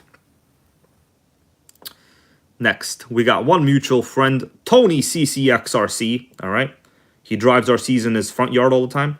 So we got two groups in common. Okay, well, that's pretty good. Solid Axle Monster Mayhem. That's a big fat accept. Other groups, we got a bunch of other stuff I'm not familiar with, but you're going to get an acceptance, my brother. Okay, John Horton, 3 groups in common. Okay, Nitro RC, 1 fit scale, Nitro RC enthusiast. Okay, that's good. You pass. Accept. Luis Morales is next. We got Central Florida RC Traders. No Limit RC. Okay, RC Drag Life. Okay, well, that's legit right there. Legit. What's up, Vic Trong, brother? How you doing? I'm glad you finally caught a live stream. I think I just mentioned one of your posts before. Okay, let's go down the list. We still have people to accept here. So Zach Conkle right here. I'm not sure what this is. It looks like a bunch of tool stuff. Yeah, tool stuff or something like that. Huh. This is going to be a mystery. Well, it looks like you got a Nitro dog over here. Okay, Zach. Computers. Okay, well, that's cool. You know, maybe he's into Nitro or something. That's fine. We got Ethan Kyle. All right. PA mountain bike. That's cool. I go to PA all the time. I've actually recorded some videos there. We're going to accept you as well. We got Patrick May. 4 groups in common. Traxxas. Good, bad, RC feedback. All right, that's cool. We'll accept them. Patrick May, congratulations, brother. Okay. Tim Godshell. We got Western PA Young Professionals. Man, a lot of people in Pennsylvania groups. Hopewell Township. That's an accept as well. We got Dylan Seafrost. Now, I don't know about this person. This was like a request a while ago. What do you guys think? Look at this. This person is a member of Arma Creighton Owners, Arma Creighton Outcast, and X-Max for sale. There's nothing RC related. This might be an Arma Gang infiltrator. So Dylan, if you're watching this, message me so I know you're not trying to troll us, because that would not be good. For now, I'm not going to accept this person. All right? Because, I mean, come on. This person is a baby. We're not going to accept them right now. I'm not going to decline it, okay? But, guys, please accept Eric Bonin. Who's that? I don't see where that is. Okay, let me refresh this. Hold on, guys. Let me refresh this. Okay, Eric Bonin right here. I just refreshed it. Okay, we got a request. Let's check this out. So, automotive mechanic. That's good already. Got nothing bad. No Arma Gang groups over here. That's pretty sickening. Eric Bonin, my brother. Congratulations. You're in the Nitro Gang. Okay. We just got another person here from Illinois. 1 group in common. Traxxas Extreme Customs. That's cool. And we got Axial, some drag racing, limitless stuff. Oh, man. It's a situation. Drag, limitless, and infraction club. Well, we're going to accept them anyway because, you know, this sounds like a legit person. All right. Now, this person, so far, it's just Arma related, all of it. We're not going to accept him yet. Adam Curry. That, I don't even know who that is, honestly. 15 groups. So the groups are No Prep Junkies, West Shore RC Addicts, RC 4-wheel drive, Traxxas Slash, and some more Slash. I'm not sure. What do you guys think? Adam Curry. So, joined Facebook 9 days ago. So the thing is with these new accounts, they could be troll accounts, you know. So I've actually piled up. Let me tell you guys. 1 second. I've actually accumulated a good amount of trolls over the years, believe it or not. The thing is, when you speak the truth and you say, like, you can't kill a Traxxas, people actually start to hate you. I know it's highly rational, but they actually start to troll you. Oh, Jerry Sedelki right here says like and subscribe. Thank you, brother. Thank you, Jerry Sedelki. So I've actually accumulated... Oh, you can't find the link? Eric RCs, I'm going to give you the link again, okay? In the chat right now. Hold on a second, guys. So we're doing a live acceptance into the Facebook group. Guys, who is going to do this? I'm showing you my relatively slightly educated process. Basically, I'm filtering based on the amount of ARMA groups people are in. You're in more than like 2 ARMA groups, like chances are you're trying to troll this channel because like, except Peter, he's a friend of mine, goes Kevin Scroth. Okay, let me go back to the channel. Except Peter? Okay, let me see. Hold on. Who is this? You mean Peter Bolden, right? Let's see. So guys, if you know these people, let me know. So I got a request from here, Peter Bolden. You know, like on my end, this is what it looks like. I got no info. So, you know, is this who you want me to accept right there, Kevin Scroth? I mean, I trust you. You're, you know, a NitroGang supporter all the way, all day long. So Peter Bolden, bro, what do we do with this guy? Accept, approve, or no? Okay, I'm going to wait for your response. The next person is, I can't even say that, Click Hot. Kevin Scroth said, yes, so we're going to accept Peter Bolden on the spot. Now, this person, honestly, there's no information. There's a picture of a child joined Facebook 11 years ago. I mean, this is an old account. But there's nothing here. I don't know what I'm going to do with this one. So, I'm not sure. We're going to scroll down. I'm not going to accept right now. The next one is Yassine SH. Joined Facebook a little less than a year ago. So this is a relatively new account. No info really here. That is, let's see what groups they're in. So this might be one of those troll accounts. I don't know, because look at the groups they're in. Tamiya fans. Well, there's nothing wrong with Tamiya. I got Tamiya's. RC Drag Limitless. Arma Global Bashers. I don't know, guys. This could be a troll as well. I'm going to leave it up to you, whether we accept them or not. I'm going to leave it up to you. Now, you know, we're going to see. What do you guys think? Accept or not accept? So I can't see. The problem is it doesn't show me the rest of these 26 groups. You see right here, 26 groups. It doesn't tell me about the rest. So I don't know. So accept or not accept? What do we do? Okay, we're going to... Yeah, 26 more groups. Yeah, it doesn't tell me what they are, though. So the thing is, I can't click on it. The option disappears. Let's just scroll for now. We'll save this for later. Yeah, both look like spam goes, Kevin. Noodles Racing. Yeah, I agree, bro. So we got Michael Powers. Michael Powers over here. 82 groups. Let's see. Oh, my goodness. Do you guys see what I see? What do you think? Do you understand what I am talking about right now while I'm doing this? Michael Powers is in 82 groups, and look at his groups. Guys, do you see someone here that is kind of a, you know, a situation with me at this point? Yes. Yep. I would say that's a no. Kevin Scroll here with a good point, if not in any mutual groups. Okay, so this guy, do you understand what I'm talking about, Michael Powers? What is that on the list? Okay? Yeah. And also, other than that, I don't appreciate this guy putting up a picture of a middle finger. You know what? That is highly offensive, brother. Who the hell do you think you are doing this to us? Okay, you're making me look at this. You're going to get a big fat decline. What do you think about that? Check this out. Decline. Exactly. I'm not going to say it, Benjamin Bates, but you know that, brother. Next. Well, what do you think about that? This is actually where this whole journey started. What do you think about that? Yeah, I think we all know. Now, oh, we have groups in common. Can't be. What about this? Oh, my goodness. What do you think about that? What do you think about that? Oh, yep. I see some challenges over here. I see some challenges. So, this is a situation. So, this person actually is a BFF of a current hater, you know, that I have. Actually, no, Jerry Sedelki. She told me in a video a couple times that I do not belong in this hobby. Okay, I could find these comments, bro, and I could tell you. Okay, she told me that I do not belong in the hobby, and then she deleted my comments. Okay, I have the evidence, and I could show you in the future if needed. So for now, we're not gonna do nothing. We're not gonna act rash. Yes, Jerry Sadelki, it's public content. I will find it and I'll post it somewhere, although she could probably backlash against me, so I don't know. But the thing is, I'm not going to decline this right now because we'll just keep it up here for fun, you know? I don't want her to start requesting it again, but she's definitely an infiltrator, all right? You understand, guys, what I'm talking about? Yeah. So here, this guy, no information. This is going to be a fast decline. Yeah.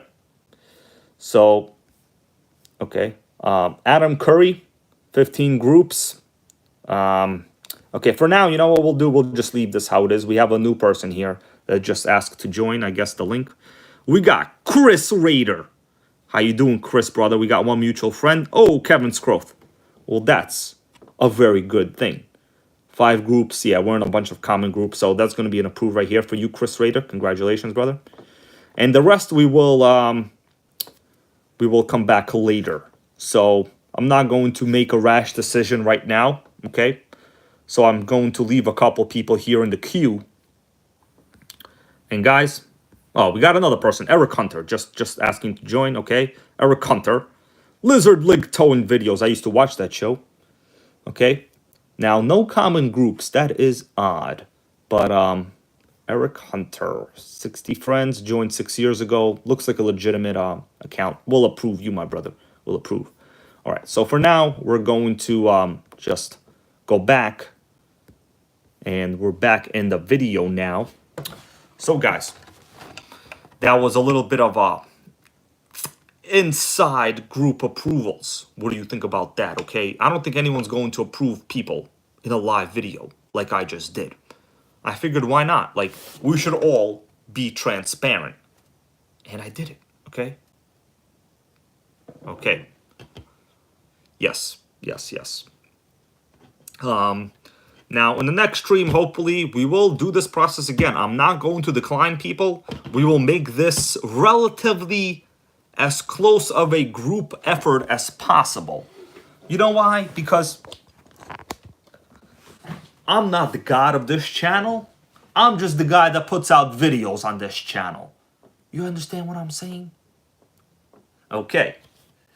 Eric RC's, you're welcome, brother. Welcome to the group. You made it. You made the cut. Exactly. Tara Curry. All right. Actually, I get reports all the time where people like, so what happens is like, you know, a lot of the trolls will enter the group like before I did this review process that I just went over with you.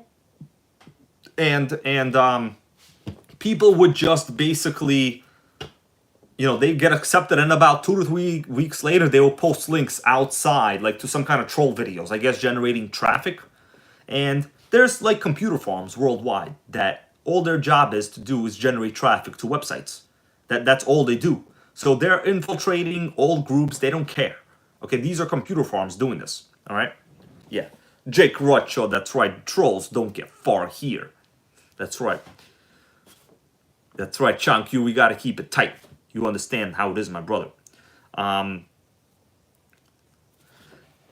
Curry. Yeah, that's right. Keep protecting the group. All right. So, guys, it is time to roll out. Now, I'll be honest with you.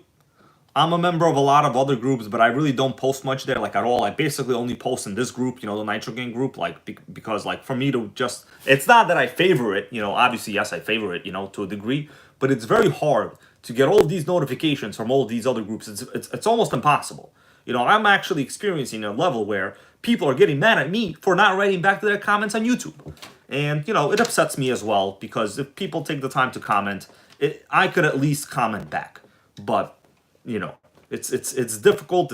We're talking like hundreds of comments a day, and you know, I have to go to work. This, that. You know, make Nitro great again is a full-time job in itself. All right, you understand? But Nitros don't pay you. Okay, they pay you in like good feelings, but that's about it. They don't pay you in anything else. All right. Jake Rutcho, thank you for being here, brother. I want to say thank you all for watching. Maybe one more minute, and then I will discontinue this stream. And the next time you see this OFNA Buggy, probably will be running, unless I run into some unfortunate circumstances. In which case, well, I'll still try to fix it, but I'll let you know about it. You know what I'm saying? Yeah, I'll let you know about it. All right. Tara Curry goes, awesome stream. Dedicate some time in the next stream on VP Nitro Fuel. That is not a bad suggestion. You know, we could talk about fuels. I actually have a video planned, and you know, I'm not worried about giving away video ideas. Like, who cares? You know, I'm not a genius. Ideas come and go. So I have 20-year-old HPI nitro fuel in a gallon, HPI power fuel. So I figured, why not test some 20-year-old vintage fuel? Actually, the conversation has been pretty prevalent lately, where people are asking how old is old for nitro fuel. And there's a lot of debates. There's people fighting about, you know, how old is too old? How do you know it's old? How old is good enough to run? Whatever. The questions never end. Eric Sarcees, it says, it sounds like you're tired. I'm very hungry, actually. So I basically got home today after work, like, you know, 6 o'clock or something, took public transportation, right? So I'm basically an office worker. So you guys know the movie Office Space? Office Space, you know, when they say the today is the worst day of their life. That is basically what work is, okay? Then I come home, I'm a little excited, right? And I do videos. That's what I do. Of course, you got to go to the gym, you know, on your other days that I don't do videos. So that is my gym schedule, okay? So,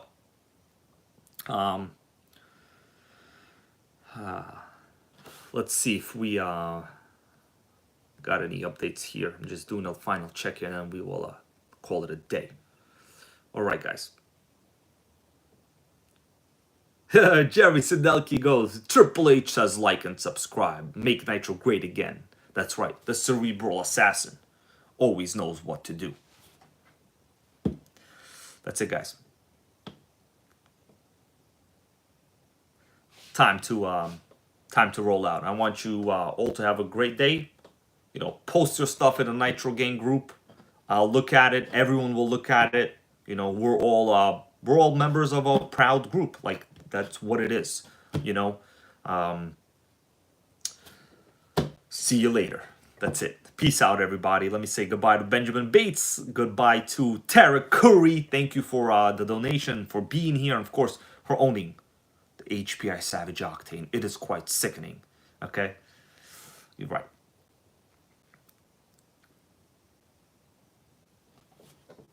Goodbye, everybody.